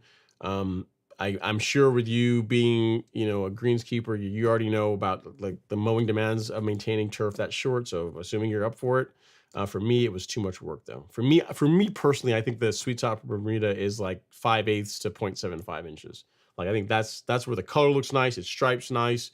You don't have to. I mean, mowing doesn't ruin your life. It's just there's a lot of benefits to keeping it in that area, but. It is cool. It is cool to be able to throw a golf ball and have it literally roll out like a fairway. That is kind of cool. All right, next up is Bo Michael. He says, what are your recommendations for lawnies with rock-based soil? Currently living in Midlothian, Texas. Got the best yard on the block, but nowhere near acceptable. I mean, you may have to bring some in. I mean, worst case scenario, like if a lot of your soil has got a lot of rock in it, you may have to do with like what Lee at Real Rollers did. Like that area is not the soil where the turf park is not the best soil. So they built these, like if you look at the turf park, it's like, they're probably 8x8 inches. They built this big frame, and they literally brought topsoil in. So it's a big project. Like that's a lot of work to do, but I mean, depending on how bad it is, you may have to go that extreme. What I would try first is this. I would try top dressing what you have with just a rich compost. So let's just try and add some organic material and see how the lawn responds to it. That would be thing one. That's the first thing I would try. It's the least amount of work, and it's going to be an easy way to see, if by just improving or increasing the amount of organic material that's in your soil profile, if that's enough to kind of give the lawn a boost in color. On my lawn, I keep saying it all the time. When I have top dressed my front lawn with carbonized PN, literally just doing nothing other than that, like the color, I can actually show you. I've got a picture of it here. Because in the product description, this is actually my front lawn. Let's see here. We go to Miramichi Green Biostimulants and we go to carbonized PN. That's the back lawn, but there is a picture of when I was top dressing the front lawn, and the color is just look at that picture. I mean, look at that. I don't care who you are. I mean, that is just, it's a gorgeous and rich, it's a beautiful, beautiful color. And this is 10 to 14 days after the light top dress with carbonized PN. So I would look into that. I mean, don't discount the effect that just bringing a quality compost product and top dressing your entire lawn with the kind of effect that can have on your grass, how it can respond to that. So I would try that first. Worst case scenario, you may have to bring in a bunch of topsoil, but I would go that before I went the route of pretty much pulling up the sod, bringing in like a bunch of soil, then just recontouring everything, and then putting the sod back down. Like that's a ton of work. I would do a top dress with like a rich compost first. Boy, Michael. Hope that helps, sir. Next up, we have, I don't even know how to pronounce that, so we'll just read it. It says, I live in Wisconsin. We're getting ready for some hot summer months. Should I wait to apply Tenacity? Depends. What are you trying to do? So if you are going to spot spray with Tenacity, no, I don't think you need to wait. If you're going to go out and you're going to, you got a few weeds here and there, and you're going to use Tenacity to clean them up, then sure, that would be fine. Blanket spraying with Tenacity is something you really, even on the label, they say to avoid it, not necessarily because you can't do it, but because it's going to it's going to temporarily discolor your lawn. You know, it's gonna, if you take even a lawn that's completely healthy and you spray Tenacity, you are going to take a hit to color for, 2 weeks, maybe 3 weeks, depending on the rate that you use. But if you're just going to be spot spraying, then the only thing really getting smacked with it are the thing you want dead anyway, which is the weeds. So if you're spot spraying, I really wouldn't have any reservations. That would be my advice. I can't know how to pronounce your name, but yes, if you're just spot spraying with Tenacity, doing so in the summer is going to be fine. The areas, now granted, the areas around the weed, you're going to get some temporary discoloration from that, but again, it will recover. It will recover in a few weeks from that discoloration. Okay, you know what? I'm going to save that question because I'm sure someone else is going to have it. Sure, it's a good one. Like, can I spray herbicides when it's hot outside? Next up is Tom Hoffenkamp. He says, "Happy Friday, y'all. Looking forward to this great stream. Turf fans rule." That is true. I agree with that. That's a good point, Tom. I saw you sent me an email. I didn't see any. I haven't read through it because it's a long email, but I didn't see any pictures or anything. So I'm assuming it's something for me to talk about after the show. I'll take a look at it and I'll get your response, assuming you're asking me a question. All right, Jimmy Miller is in the house. He says, "Evening, Ron. Was just wondering how you liked my new Green Fever and pictures email." I don't have. Do I have an email from you, Jimmy? Let me see if I can find it really quickly here. I don't have anything new. Yeah. Okay. Yeah. So you did send me a picture, but the pictures didn't. I saw it, but nothing attached. You did send me the pictures, but it's like it has like image 0, image 1, image like this is the name of it, but there's no actual pictures in the email. So if you want to try sending 1 or 2 of them now, that's fine, but make sure they actually attach because it didn't look like they attached properly. All right. Next up is Nikiko Brawley.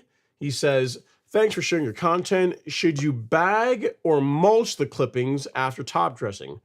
Doesn't really matter. It's really your call. If you're someone that mulches, there's no reason for you to not mulch after top dressing your lawn. If you're someone that bags clippings, there's no reason for you to not bag after you top dress your lawn. So it doesn't really matter. Whatever you're doing before you top dress, I would continue doing that after you top dress. It's not like after you top dress your lawn, your mowing practice or how your clippings management needs to change as part of that process. So hope that helps, Nico. Thanks so much for watching the content. And yeah, nothing that doesn't really have any kind of bearing. I mean, I can tell you the pros and cons. Like the pro of bagging your clippings is the color of the lawn looks better. The color is better. That's probably the biggest thing, because when you don't realize it, even when you're taking off just a little bit, all the dead clippings do take away from like the color that you see in the lawn. It doesn't look as nice. Another negative is if you walk around on your lawn and you mulch everything back into the lawn, you are going to track a lot more clippings and debris into the house. That's going to be a thing. What else? Yeah, I mean, those are the big ones. I mean, really, the reason to bag your clippings are an appearance thing. The lawn just looks so much better when you do that. Now, a positive for mulching is you're just returning nutrients, right? So you spend a lot of money on fertilizer and feeding your lawn. By mulching, you're returning a lot of those nutrients back to the soil. So that's a pro for mulching. A common I don't know, something you hear people commonly say is that if you mulch your lawn throughout the season, it's almost like an additional fertilizer app. And if you look at My Soil, like they have a channel called, I think it's a Soil Lab. They tested this. They had the same lawn where they took half of the lawn and they mulched half of it and they bagged the clippings on half of it. And they measured the nutrient levels on both. And there was a noticeable, there are noticeably more nutrient in the lawn that was mulched versus the one that was not. So it wasn't like the one that had the bad clippings. It was a big deficiency, but there was a measurable amount. So it's not like there was nothing to it. There is, like, you do end up with more nutrient in the soil by mulching the clippings back into the soil versus by bagging them and throwing them out. So that's a pro for mulching. But I bag my clippings because I'm vain like that, and I like the way the lawn looks without clippings all over it. So that's why I don't do it. All right. Oh, cool. Yeah. So Jimmy sent his. Ooh, man, that looked good. He sent his new Green Fever. So it's not a mower. It's not a mower. However, I think we'll still clap it up. I think, especially given the 4th of July holiday. I mean, this is in line. He got himself a green egg. That looks clean. I mean, but you got the green egg, but do you know how to? I mean, do you know how to run a green egg? Do you know how to make it do what it do? I don't know, Jimmy. I mean, that's the real thing. Let's see here. He sent me a picture of what he was doing on it, and well, that looks good. That's clean. I mean, vegans avert your eyes, but yeah, this is overall looks really nice, man. One more picture. I'm getting ready for the 4th of July. I don't know what that is. It looks good though. It looks like chili or something. I don't know. Whatever it is, it looks tasty, man. It looks like a fun 4th of July weekend. The green egg was putting in some work, and great job, man. Looks nice. Your talents are many, Jimmy. It's not just it is not just limited to lawn care. You have many talents. Very cool.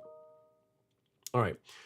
Next we have Uncle Earl's Heating and Air Conditioning. Uncle Earl. Probably someone that doesn't take any nonsense. You try and talk him down on price. He's not trying to hear it. He's like, the price is the price. That's what I would think Uncle Earl's Heating and Air Conditioning is probably like. Might be wrong, but that's what I'm going to go with. He says, hey, Ron, Earl here in Minnesota. We are getting constant rain and floods here. I killed weeds with tenacity, but they came back. Could the constant rain be the cause, or do I need more grass seed? Yeah, so a combination of things. Yes, tenacity will control the weeds, but you likely didn't get all of them. And if you are getting a lot of rainfall, that paired with bare ground is, a great recipe for new weeds to grow in. So what you might do is after the next time, whenever you spray tenacity or whatever herbicide you use to try and control the weeds, if you end up with some bare spots in your lawn, yeah, putting out some grass seed is a good idea so that those bare spots are being filled by something you actually want, right? Instead of just having a bare area that weeds can take root, you can fill that bare area with like grass seed. So that would be my recommendation. So you're not always fighting this battle of, you kill the weeds, bare spot, give it a few weeks, a lot of rain, weeds come back. So that's what I would say. Replace the plant that you don't want with a plant that you do want, being your grass. That's what I would say.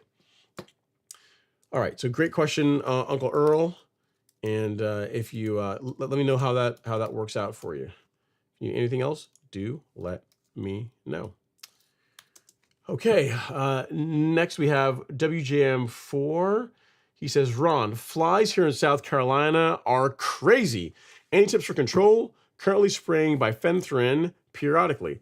That should do the trick. Bifenthrin is good. What I can also tell you as well, if you are looking for something to use, I don't have a bottle of it here. Maybe I do, maybe I don't.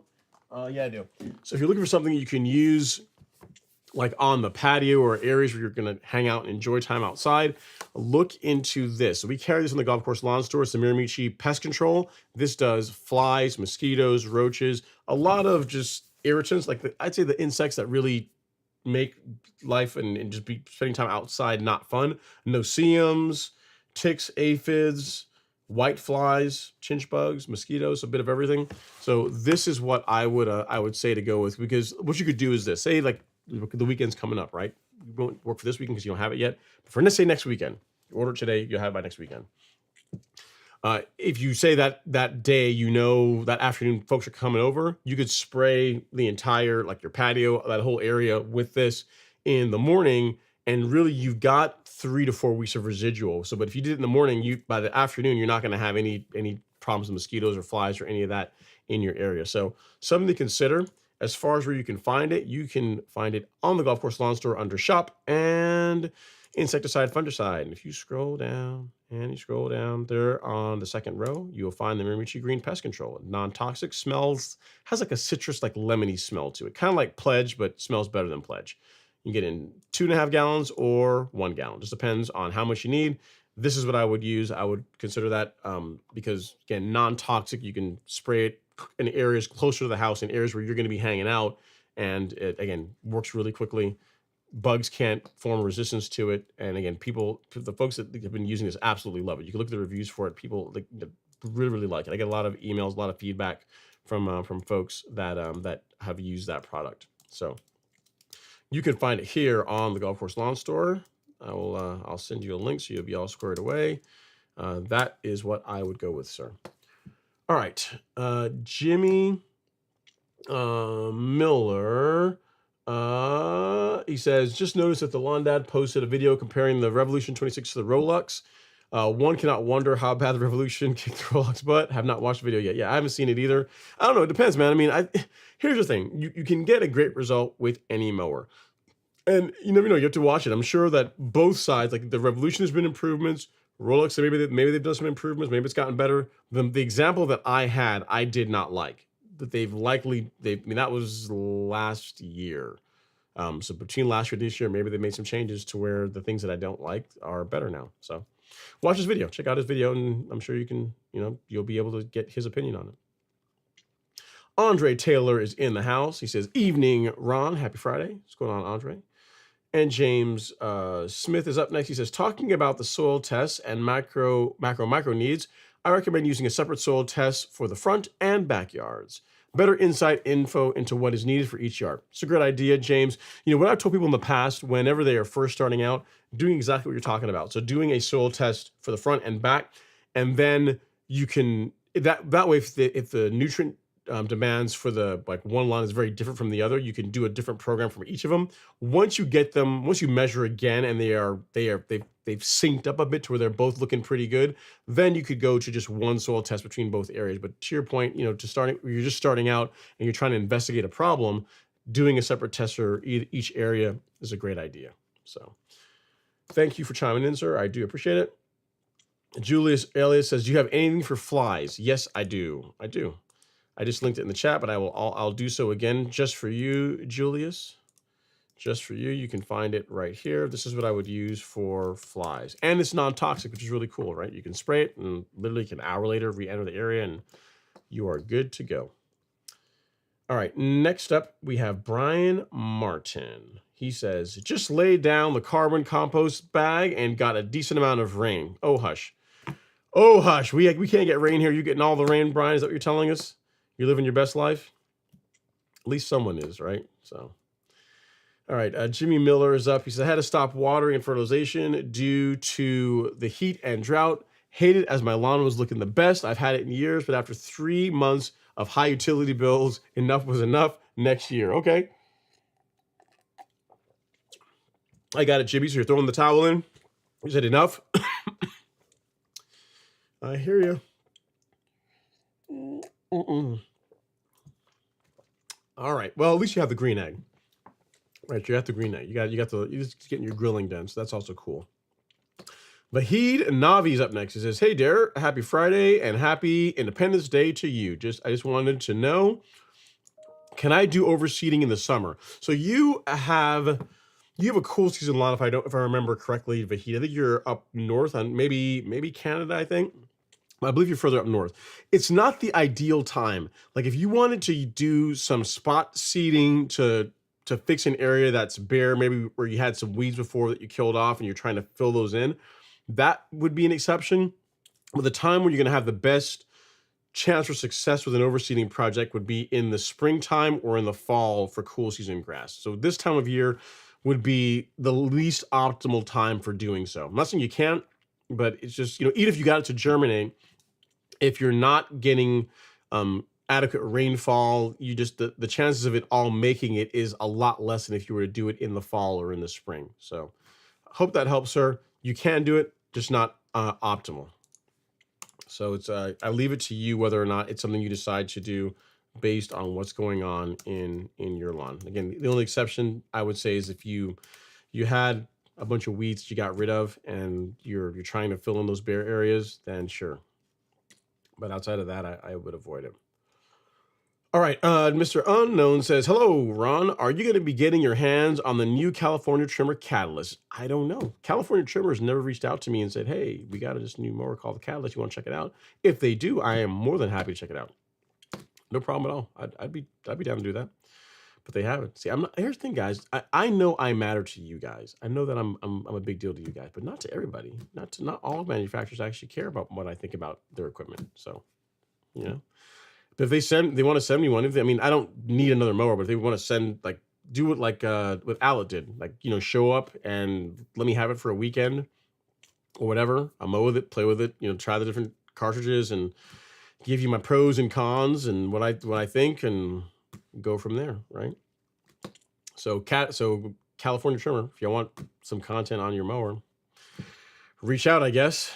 But yeah, we'll see. That's what Real Rollers did. That's what Lee did. I was like, hey man, whenever you get the new mower, I need to check it out. So he made it happen. He gave me the opportunity to play with it. So next up is Ebony Man. He says, hello, Ron. My subdivision has all the same low-grade Bermuda. Why you gotta talk about Bermuda like that, man? Why it's gotta be low-grade? That's not nice. He says, what do you recommend to establish my domination lines and keep my neighbors' weeds out? Thanks. Okay, so first of all, any Bermuda and low grade should not be in the same sentence. We're not talking about Alabama football here. I mean, you can't talk about Bermuda and low grade in the same sentence. We got to have standards. So even though your lawn may not be some, I don't know, it's not like Tahoma 31. Even though it's not some Gucci Bermuda, or we'll call it that, Gucci Bermuda. If it's not one of the more Gucci cultivars, it can still look great. So as long as you're feeding it, mowing it regularly with sharp equipment, it can look great. So I wouldn't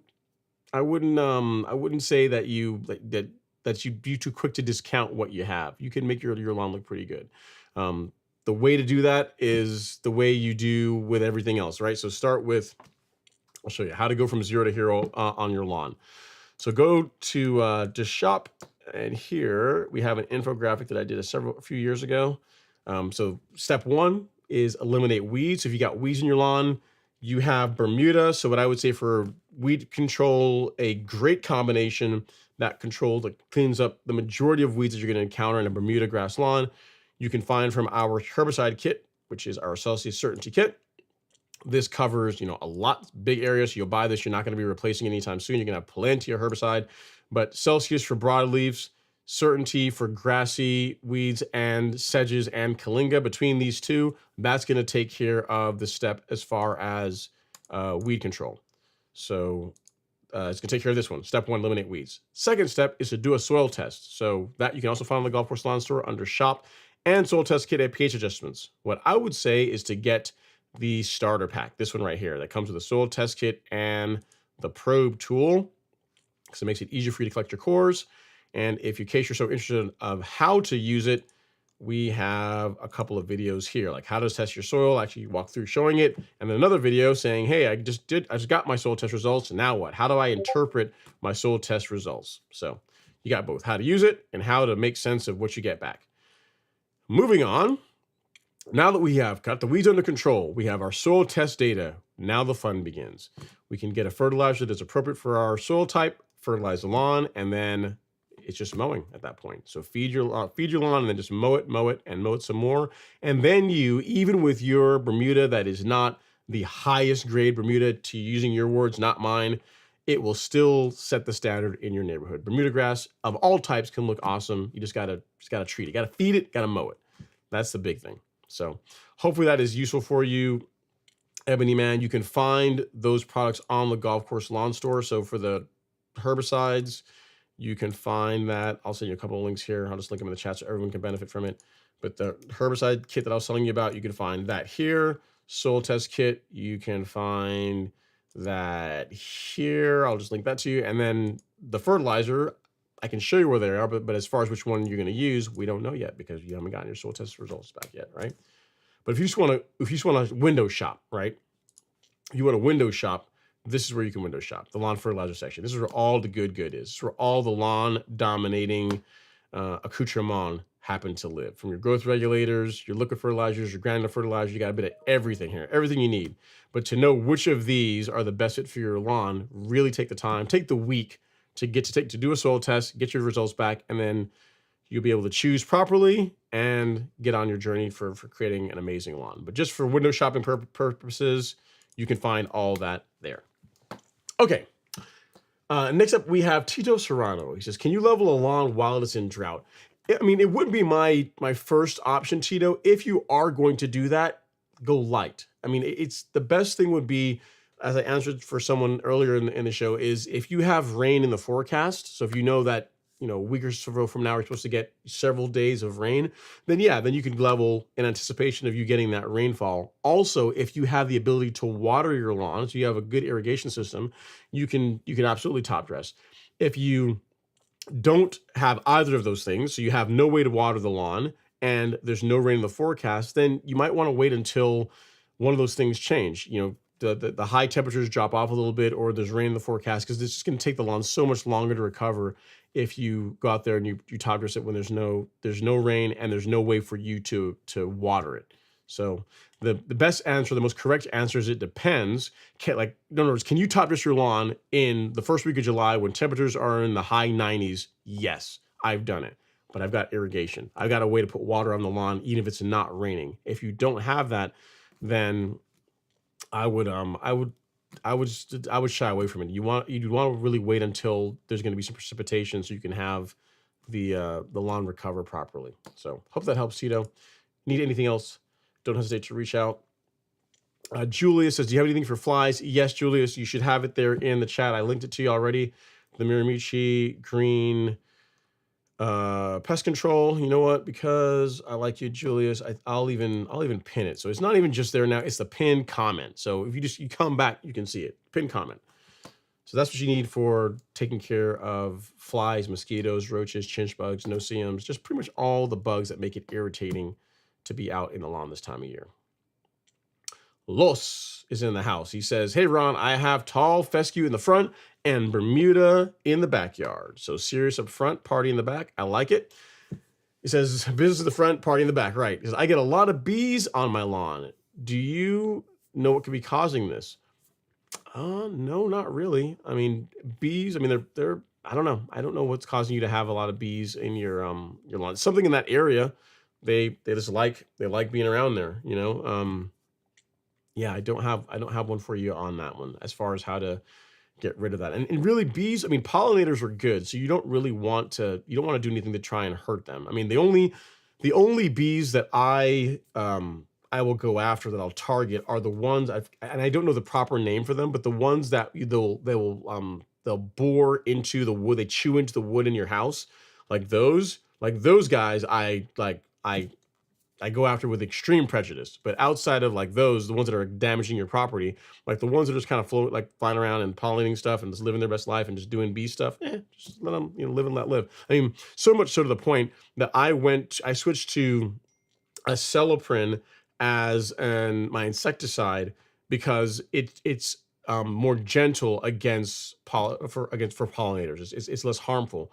So yeah, carpenter bees, that's it. So carpenter bees, those by all means, you can attack those. Feel free to go after them. They're not quite as bad as moles to me, but they're close. They're close as far as insects that they no love whatsoever by Ron. But outside of them, let the other ones, they can do their own thing. I'm not quick to get rid of them. All right. Next up, let's see. We have some pictures here. Ooh, Jason. I'm not sure who this is from, but I'm going to show it. Someone emailed me some pictures here for the live stream. It says share Charisse and Jason. Sends some pictures of their lawn, of the front lawn, and it looks nice. So we got to show you guys. We got to share it. Looking good. And you know what, man? They're even showing off. They didn't even go straight stripes. They went diagonal. So when folks are driving up the street, they're coming around that corner. Look at the background. You see the curve in the background. So when folks are coming around that curve, like the stripes are aligned with the curve. So when people come around that curve, they can see the stripes and they can be like, man, I wish my lawn looked like that. I know what you did. I mean, you could have done it any other way. You could have went straight toward perpendicular to the sidewalk, but you didn't do that. You're like, no, we're gonna line it up. We'll line it up with that curve to when folks coming around, they got to recognize. They got to put some respect on my name. I see what you did there. It looks good though. Keep up the great work. Color looks nice. Overall, keep up with what you're doing. Lawn looks really, really nice. All right, next up we have James Smith. He says, sorry, Ron, I have to drop early. I have to 50K run, 50K, like as in 50. Why would like 5 times a 10K? Is that what you mean? That sounds horrible. In the morning, lawn fam, get the likes in. We all know Ron sleeps better. The more likes we give him. 50K. Why? How long is a 50K? How long? 50K in miles. That sounds absolutely. That sounds 31 miles. Why, James? We have these things called cars. We have bicycles. We got like e-scooters. Like why run? That sounds. I mean, 50K. 50. It's a race. That means there's a bunch of people like you all doing this. That's insane, man. That's wow. Bless your heart. you're in I'm sure in insane shape. Gotta be. That's a lot, man. 31 miles is a lot. Forget that. Forget that noise. All right. Next up is Kenny Cadow. He says, I had a neighbor who's not into his lawn tell me that he's neglecting his lawn, so ours just looks better. Whatever. That sounds like a lazy cop out. His neighbor on the other side just burnt stripes on his front lawn from the nitrogen. So they went. So you got one neighbor who's saying, "Hey, man, I'm making my lawn look like garbage, so your lawn can look better, right?" And the other one maybe trying to catch up or just trying to push that growth is a common thing they say, right? Got a little bit aggressive with the N input and burnt the lawn. So Kenny, here's the thing, man. Just keep doing your thing. Just slow and steady wins the race. Just keep mowing it, feed it normally. Don't get too aggressive. Don't get too crazy with the nitrogen inputs. Just feed it, take care of it, and it's like an amazing lawn is a byproduct. Like if you do those things, it's impossible for you not have a great lawn. But if you start getting crazy and be like, I'm gonna 2 pounds of nitrogen or nothing.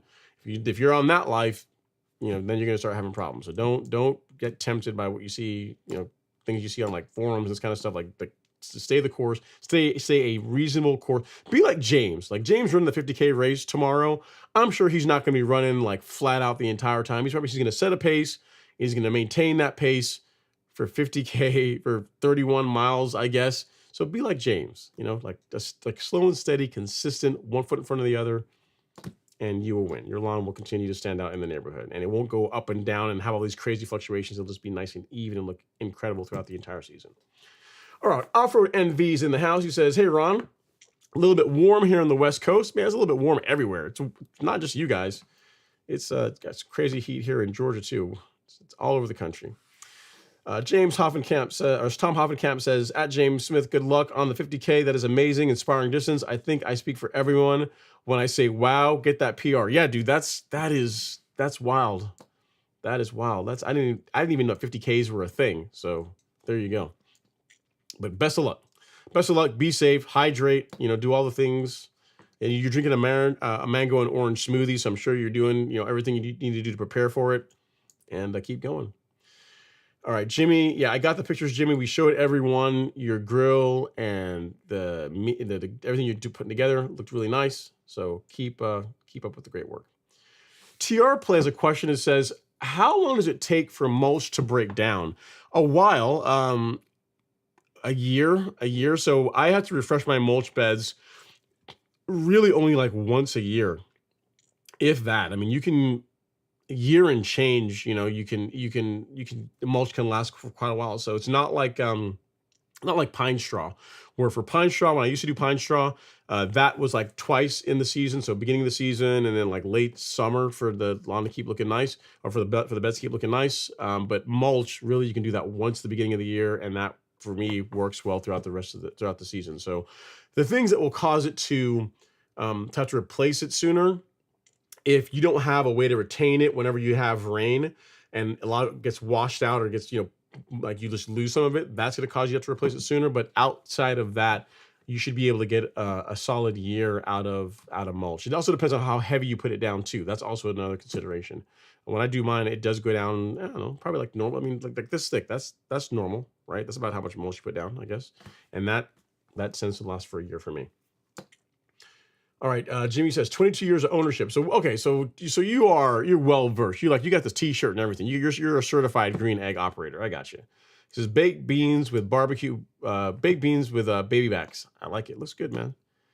Look good. Looks really nice. Okay, next up is Kay Norwood. It says I can't get my Bermuda to green up this season.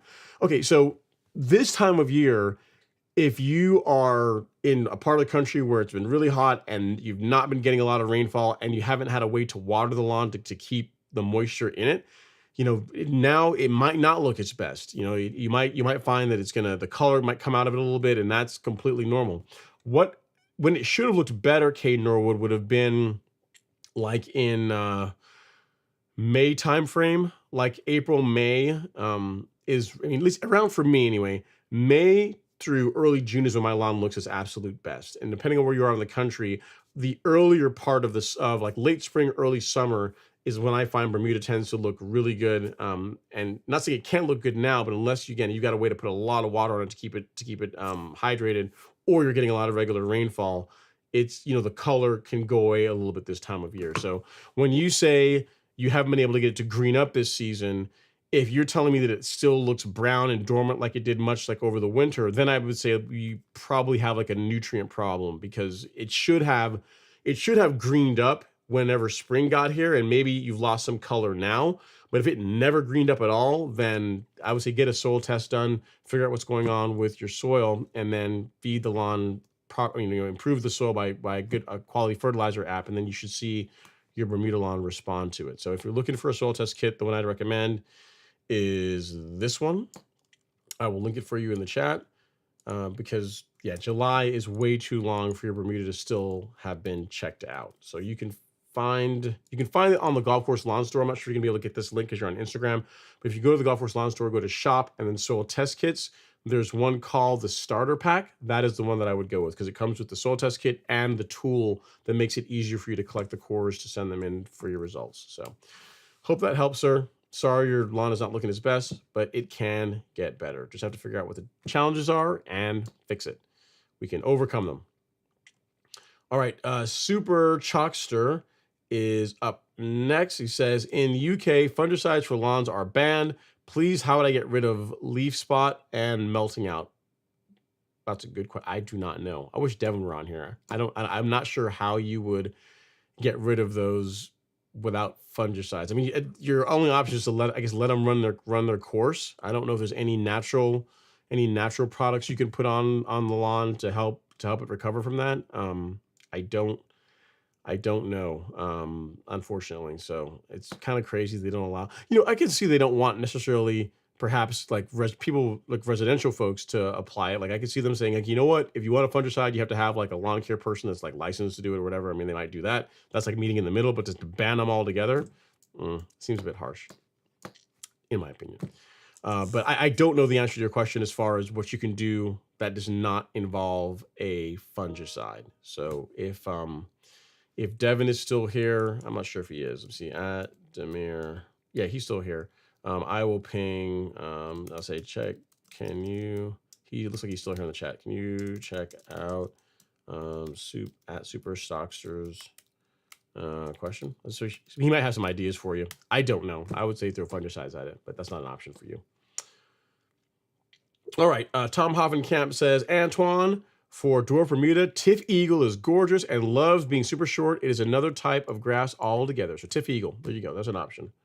Tom is weighing in with an option for you for your green. J. Crawl, Georgia, he says, good evening, Ron. This is the top dresser. Okay, cool. What combination of products would you recommend for my lawns to continue looking good in this Georgia drought? Also, primo rate in 4 gallons of water. Go dogs.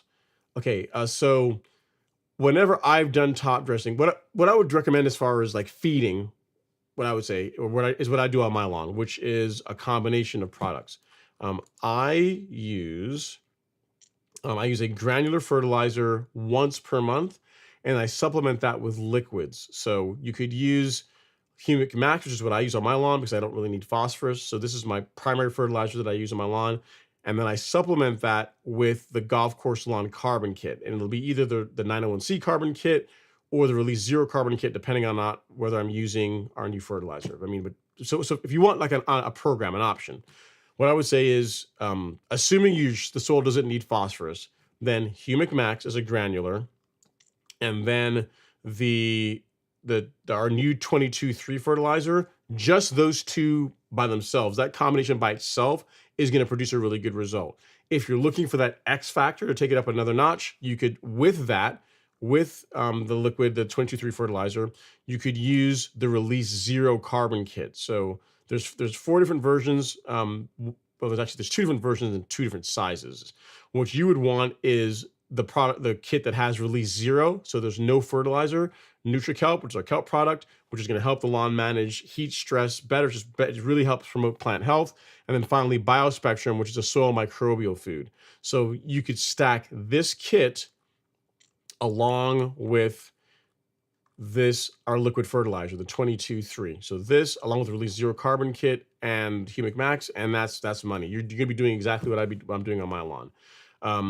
That's a really good option. If you're doing this as a service, you're probably not going to want to get the carbon kit. You're going to want to get it in larger quantities. So what you would do then in that case is like NutriKelp. So because the carbon kit J crawls are 3 components to it.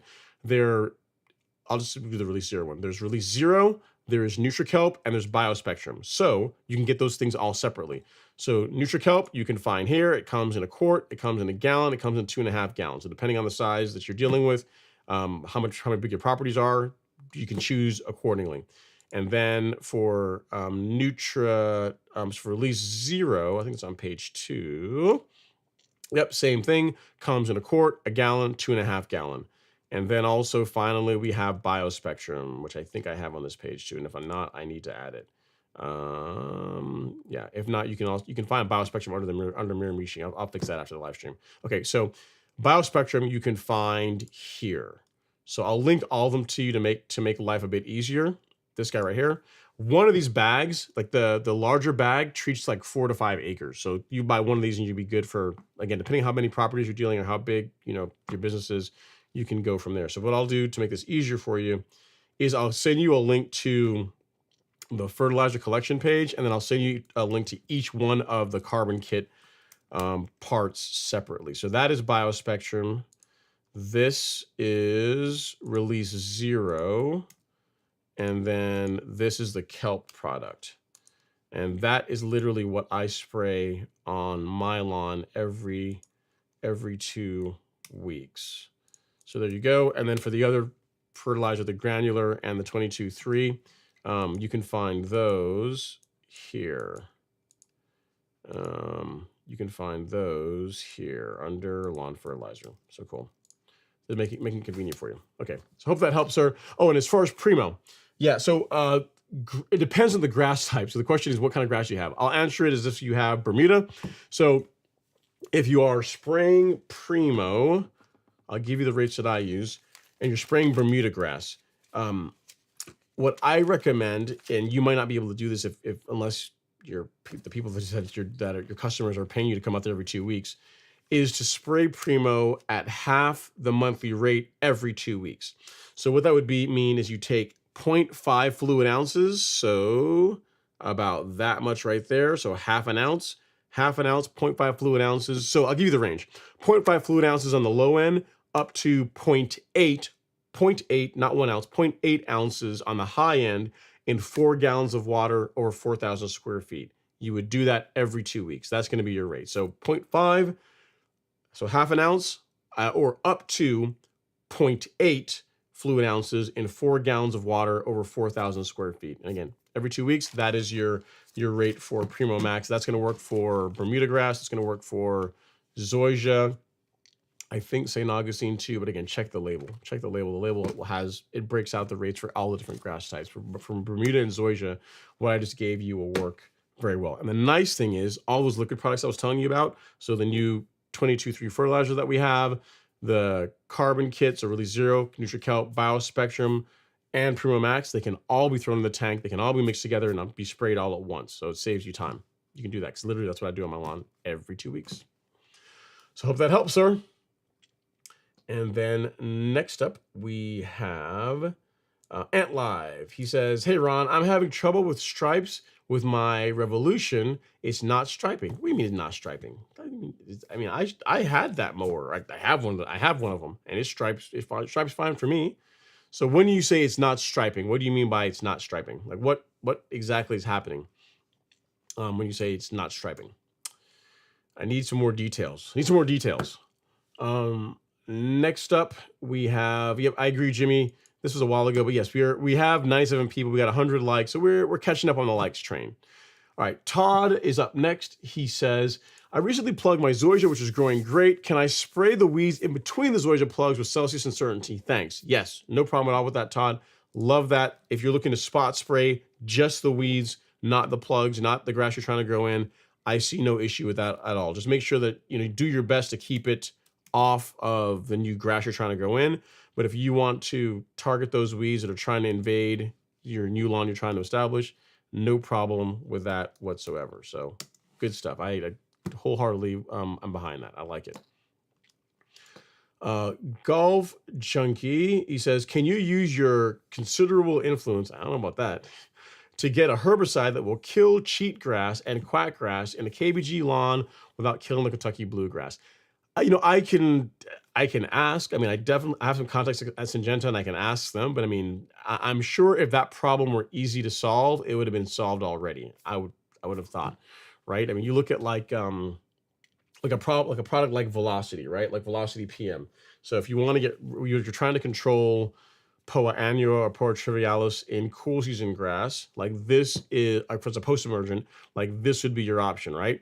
But if you have Kentucky bluegrass, it's kind of a hit and miss, right? Like some cultivars tolerate it okay, others not so much. Reason why? Because they're kind of related. Like Poa annua is a type of bluegrass, so this controls that, and not all bluegrass that you grow in your lawn for, for ornamental, for decorative purposes, will tolerate this. So it very well could be that cheatgrass and quackgrass, like if you, whatever you would use for that, like they maybe perhaps just too close. Like the way the method of controlling them is going to injure Kentucky bluegrass. I can ask my contact in Syngenta and see what they think about it. I'll take a screenshot of it. I'll say, hey, what do you think? What are your options for doing these? And they may have some kind of concoction that they can recommend for me. I can give you, but I'll ask them. I will ask them. All right. Next up is Oliver. He says, Ron, certainty works well, but sedges keep coming back after some rain or watering. Looking into sulfentrazone, heard it has some residual 60 to 90 days. Yeah, give it a shot. So here's the thing with me, Oliver. I don't have that. I don't tend to have that problem. If the areas of my lawn where the sedges grow in, it tends to happen earlier in the season. This year, I've only had to spray like the back left corner. I actually haven't even had to spray in between Alex and my lawn this year, which is kind of interesting. But what I'm trying to say is if you have sedges are going to grow in an area where water either passes or whenever it rains, you have standing water. So if you can improve the drainage, that's going to do a lot for not having them come back. But I mean, yeah, give the other herbicide a shot. See how well that works for you. But drainage is really your friend. Like having good drainage, quality drainage, is really going to do a lot for keeping the sedges at bay. So give that a shot. Maybe you can. I mean, I'm looking at your lawn. I know that it's fairly, or what I've seen of it, if I can remember, it's fairly flat. So if there's an area where water settles, maybe some spot top dressing there to help the water not stand in that area will help you out some. All right, next up is Kenny Cadow. He says he's trying to get Bermuda from my lawn to spread into his. Went a little heavy with the weed and feed. Nothing they do is changing my routine. Afternoon storms are helping a lot with water. Nice. So yeah, that's good. That's a good point, man. You're getting free rainfall. We had some of that here. Unfortunately, not so much. Not so much. All right, so we got we got a couple more people. Maybe one more question here before we wind down the show tonight. I figured it'd be slow tonight because 4th of July weekend. People are traveling and doing other stuff. All right. J.S. Mees says, happy Friday. I'm in northern burbs of Atlanta. So where are you at? You in Buckhead, Chamblee? What part of Atlanta are we talking about? Because after nearly a dry month, we finally got 10 minutes of solid rain. I wish it was longer, but at this point, beggars can't be choosers. You are right. Yeah, I actually ate lunch in Chamblee today, and on the way down there, we drove through this one cloud, got like a little splash of rain on the car, and then it stopped. I was like, well, I don't know if any of that made it up here, but it was I probably got what you're talking about. It did not stick around very long, and it wasn't 10 minutes. Like what I had was like 30 seconds. It wasn't anywhere near 10 minutes. So if you got 10 minutes, be grateful because we have not gotten that. All right. Next up is Larry in the house. LRXC Larry.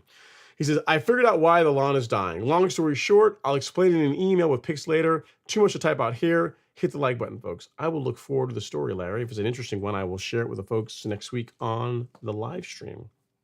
Can do that. Speaking about next week's live stream, guys, next week, Friday, I have a commitment that I can't get out of. So the next week's live stream will be on Thursday night. So Thursday night, and then really, I'm trying to think. Thursday night will be next week, and then really we'll be back to Friday until probably October time frame. So bear with me. Next week will be Thursday, and then after that, back to Friday, and so on and so forth. All right, next up we got Rashid James. He says, Ron, I am really vetting a real mower. Is it true you recommend the Revolution 26 as the best option outside of an Allet? I really like the Revolution 26, man. Here's what I would say. In the class of mowers between a True Cut, a California Trimmer, a McLean, Rolux, of those mowers, I like the Revolution 26 the best. The only other mower that I would consider outside of that is a true greens mower, like a Toro or a John Deere. The cuts you're going to get from the Toro or from the John Deere is going to be better than any of the mowers that I mentioned, but they are more expensive to maintain, and they are some people might argue they're more difficult to live with than a mower like the Revolution or a Rolex or a Trimmer or a McLean. Some people say that the other mowers are a bit easier because they're designed for residential use, whereas greens mowers are designed for like tee boxes and designed for like to run on golf courses, right? Where there's not like a lot of obstacles and stuff to mow around.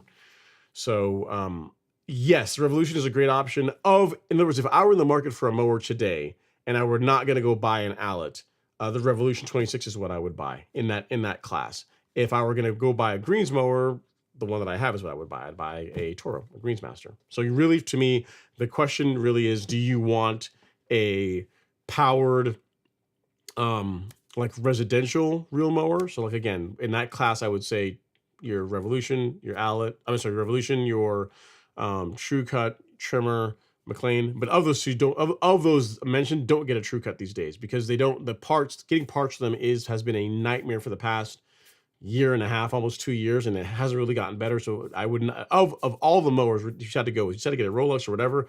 I mean, the one I would not get I would not go with a True Cut because the parts are really tough to get if something breaks on it. Outside of like a bed knife, that you can find somewhere else, but like you need like a clutch assembly, good luck. And again, case in point, I have an order in, it's still a standing order for a clutch for a C25, still nothing. So it really depends. If all you care about is the absolute best cut possible, greens mowers are really they're still the kings of cut. If you want a mower that does everything really well, and there's not a lot in it between a greens mower and the Revolution is really hard to pass up, man. I mean, I think I did a short video here where I talked about all of them. I did the greens mower, I did the Revolution, and I did the Allet. I literally did my last like longer form video, was like a 19-minute video where I talk about the pros and cons of each of them. So if you've not watched that, Rashid, like watch that, because I literally walked through each of them. And for the money you pay, by far the Revolution is the best value. Like the Allet all in, if you get to go buy it now because the prices on them has gone up quite a bit, you're looking at like 30 grand. Greens mower, depending on the shape you get it in, 3 grand or more. I mean, it depends. You can get them cheaper than that, but if you're getting one that's in good shape, low hours, they're going to be more expensive. And if you need parts, they're going to be a lot more expensive to get the parts for than like say like a Revolution. So the long and short of it is though, man, make sure you get something that you can get fixed, that you can get parts for, and as long as they are set up properly, any of them will produce a really good result. Any of them will cut well. Mower like the Revolution or a Greensmaster does have the advantage of like it's propelled by a rear drum. So if you're going to buy one, I would say like limit your search to mowers that have a rear drum propelling it, because it's going to stripe better. You're not going to have hot spots or ruts in the lawn like you would with say that's another reason why I wouldn't do a True Cut is because of that. So with like more like a True Cut, outside of not being able to get parts for them these days, is if you ever look at a lawn that's been mowed with a True Cut, or even like a trimmer, is like the trimmer has like the donut, the center donut.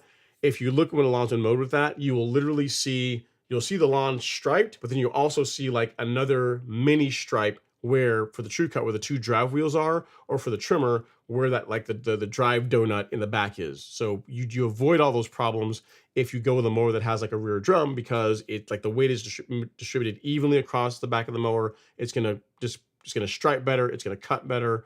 It's just a better way to go. So my opinion, take it for what it's worth. There's a video that also talks about the 3 mowers that I personally have and use regularly. So hopefully that is helpful. All right, Catherine A. Garcia says, going to sod iron cutter this summer or early spring. Besides aerating, dethatching, watering, and soil tests, what else can you think of to do for the best outcome of putting down the sod? Well, you say you're aerating, that's fine, but you're dethatching, that leads me to believe that you have a grass that's currently there. Like if you want it to work out well, I would get rid of whatever existing grass you have. So if you have a Bermuda lawn already, I would not put iron cutter on top of that. I wouldn't mix iron cutter with like Tifway 419. I would kill off your existing lawn and then take on the renovation project of bringing in the new sod with a new cultivar that you want to be your grass type. So the aeration part is okay. It's the dethatching that kind of threw me off. Because I'm like, what are you dethatching? There shouldn't be any. It should be like bare ground. You know, if you're bringing sod in, you want to put sod in on bare ground for best results. You don't want to put it on top of an existing lawn, because then you end up with like a mess. You end up with two different grasses, and you're always fighting it. And if the grass you currently have is Bermuda, good luck, because there's not really a selective way to get rid of your old Bermuda while keeping the iron cutter around. So that would be the thing I would say, is get rid of your existing lawn if you're going to do a renovation. Aeration, good thing. What else I would say is, getting a soil test done, fertilizing based on your soil test results. So doing that prior to laying the sod, and then also putting out a nice biostimulant. So a couple of options I'll show you here. You can do either, if you go to shop and then Miramachi Green Biostimulants, you could do either Essential G, which is an excellent granular biostimulant. It has the advantage that it's easy to spread, or you could do carbonized PN.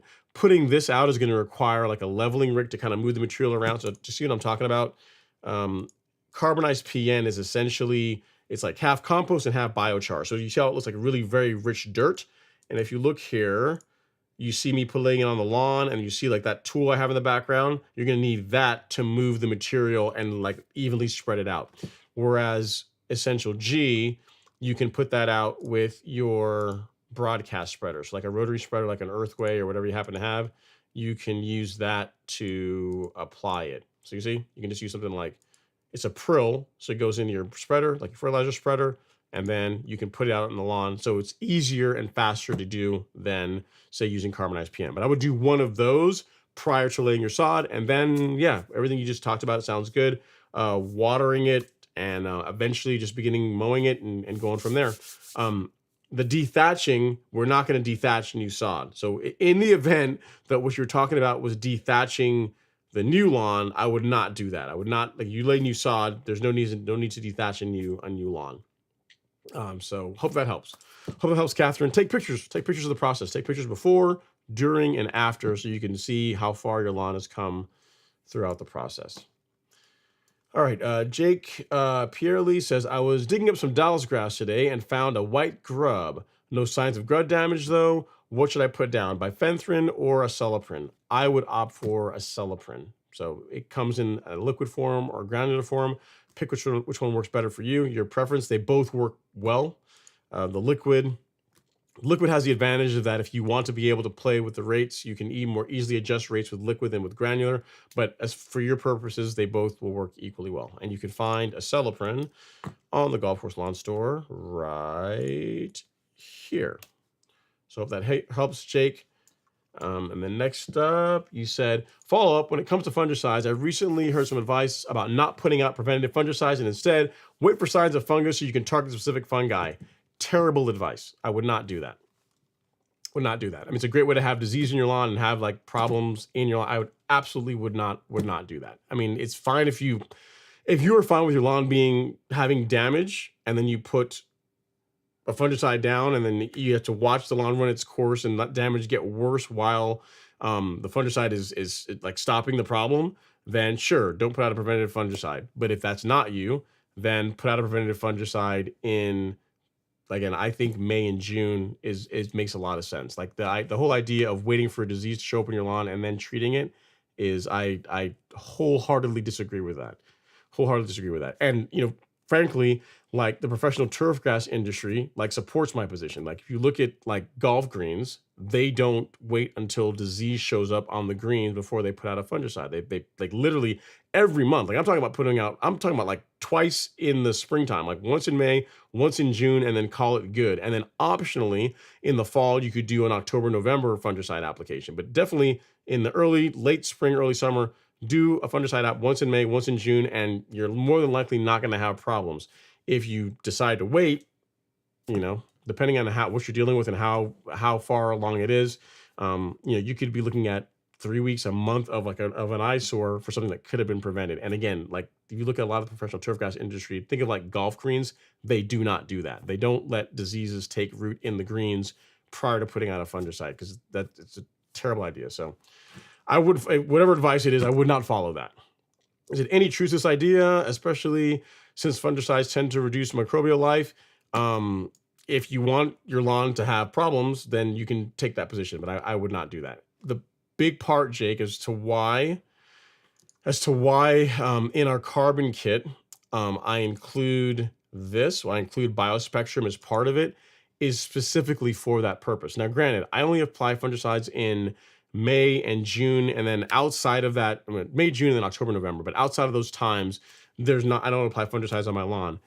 Literally every 2 weeks, my lawn gets a little bit of this. So as far as a product that helps offset, that helps supplement and reverses, you could say the detrimental effects of fungicides. That's why this is in the carbon kit. I didn't just add it just for the sake of just adding it. It's there for particularly that reason. So I guess if you're someone that is just against using any kind of fungicides on a lawn, and that could be fine, but I wholeheartedly disagree with that position. I would not do that.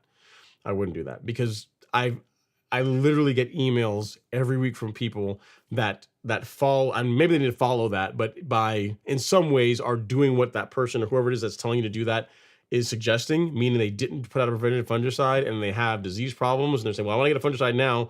And then they get one, they apply it. And then like a week later, they say, well, I applied the fungicide. Why is the lawn not like back to normal? I said, because that's not how it works. Like it stops the problem from getting worse, but depending on how early into the process you stopped it, you could be looking at a couple of weeks for it to resolve itself, or you could be looking at a month. Case in point, I'll show you what I'm talking about. So if you take a look at the Headway product description, and this is actually on my lawn, so I'm really familiar with the pictures that you're seeing here. If you look at these pictures right here, this is when I had some large patch forming in my lawn. This is 2 weeks before. I applied Headway.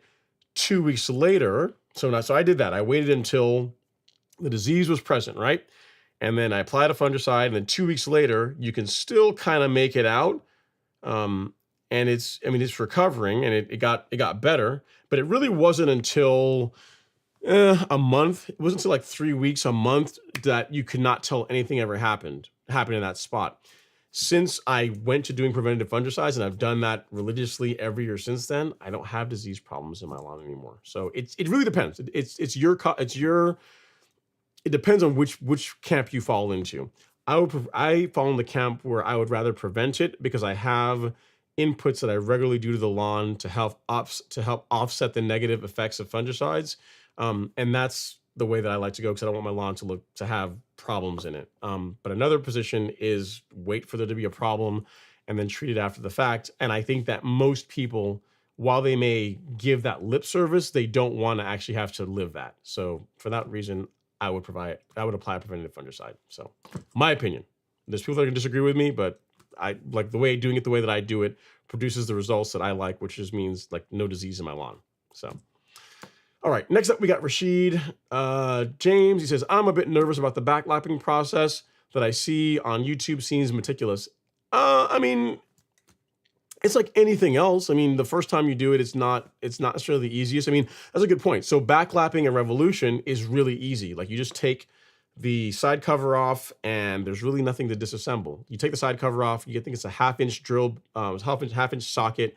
You put your backlapping compound out, and then you spin the reel backwards, and you can backlap it. You may have to adjust the bed knife to reel tolerance a little bit, depending on if that. You may not have to do that, but you may have to do. That's the only adjustment you may have to make. Then after that, make sure you rinse all the backlapping compound off, and then go mow your grass. So from a backlapping standpoint, definitely the Revolution. The only mower that's easier to backlap than the Revolution is my Owlet, because it's electric, and there's like literally a little switch, a little box you connect to it, and you press a button and the reel spins backwards because it's electric, right? But as far as most gas powered mowers, there's stuff you have to disassemble or take apart to be able to backlap them. The Revolution is very easy. There's nothing, I mean, literally there's one bolt you take off to remove the cover. No, that's not true. There's one bolt, and then there's two Phillips screws, I think, that hold the cover on. So a total of 3 bolts, or 1 bolt and 2 screws to remove the side cover, and then a 1/2 inch socket and your lapping compound, and away you go. So that, from a standpoint of maintenance, really easy to do. Heaven help you if you have to backlap a true cut. Now that is very challenging. That does require a bit more meticulous. And as far as getting the mower set back up properly once you're done, that is more of a headache. That I would agree with. But like something like the Revolution, it's easy. So that's a feather in the cap for that mower. Next up is Catherine. She says, I'm killing off all the tall fescue. Okay, cool. Yeah. So you see what I'm saying, right? Like you said dethatching. So I'm thinking you got another grass type. So what are we laying on top of the, I thought you were gonna lay grass on top of grass, which I would not recommend that. So cool. Yeah. If you're getting rid of the tall fescue and then switching to Bermuda, I like it. Take pictures. Share the pictures with us. We all want to see. And then next up, our last comment of the evening is, do you know how many millimeters, inches healthy Bermuda should spread per week, per month, per season? No, I don't have an answer for you. I mean, I don't know. I don't know how much it would spread. I mean, I'll tell you this, as far as grasses that spread very aggressively, Bermuda is among the top. I'm trying to think of what spreads more aggressively than Bermuda grass, and there's nothing that I can really think of comes to mind. I'm sure there's weeds that grow more aggressively than Bermuda, but zoysia definitely not. St. Augustine can spread fairly aggressively, but I don't think not as aggressively as Bermuda. So I don't know. I can't tell you I can't say give you a number. But let's say you had a 2-foot bare area of your lawn, right? And you had Bermuda grass all around it. That is easily doable. That would fill in before the season ends. That as an example of how aggressively Bermuda spreads. You could probably even go bigger than that, but like 2 feet, I feel pretty yeah, I mean, you probably go bigger, more than that, but yeah, a 2-foot section of bare ground, if it were surrounded by Bermuda would easily fill that in over the course of a season, assuming enough sunlight, enough nutrient. Assuming that it has everything it needs to grow well. That's what you could expect. But every lawn is different for the reasons that I said. Sunlight, nutrient, all those things matter. Mowing frequency, like you want to get it to spread more aggressively, mow it shorter and mow it more regularly, and that's gonna encourage it to creep and spread more so than if you allow it to get tall. You allow it to get tall, not going to spread as aggressively. So there's a bunch of factors. Kikuyu, that's a good one. Andrew R says, yeah, Kikuyu also spreads aggressively. So yeah, but Bermuda is among the most aggressive spreading grasses. If you mow it and you feed it, filling in is normally not a problem. He says, any tips on finding Kikuyu in my Bermuda? I don't know. I'm not sure I don't know the answer to that, Andrew. Like what herbicides can selectively remove Kikuyu grass in Bermuda? That one I'm not sure. I don't know the answer to that one. Let me take that one. Let me take a screenshot of that, and I will work on getting an answer for you for next week if you're around. That's a good one, because I don't know the answer to that. All right, guys, gals, looks like we are at the end of our questions. I mean, it was 4th of July weekend, so we still had more folks showed up, more than I expected, which is kind of cool. Again, hopefully all you guys had a safe and fun 4th of July holiday. Again, next week's live stream, so I cue the outro music. Next week's live stream will be Thursday. So Thursday night, which is, bear with me here, is the 11th. It'll be July 11th. That is when the live stream will be. Thursday night, July 11th, and then the following week we'll resume Fridays and just continue that all the way until probably October-ish timeframe or something like that again. So yeah, again, thank you guys so much for coming to hang out with me. Great questions. Hopefully, we'll all keep fingers crossed for rain so that our lawns can green up and start looking their absolute best.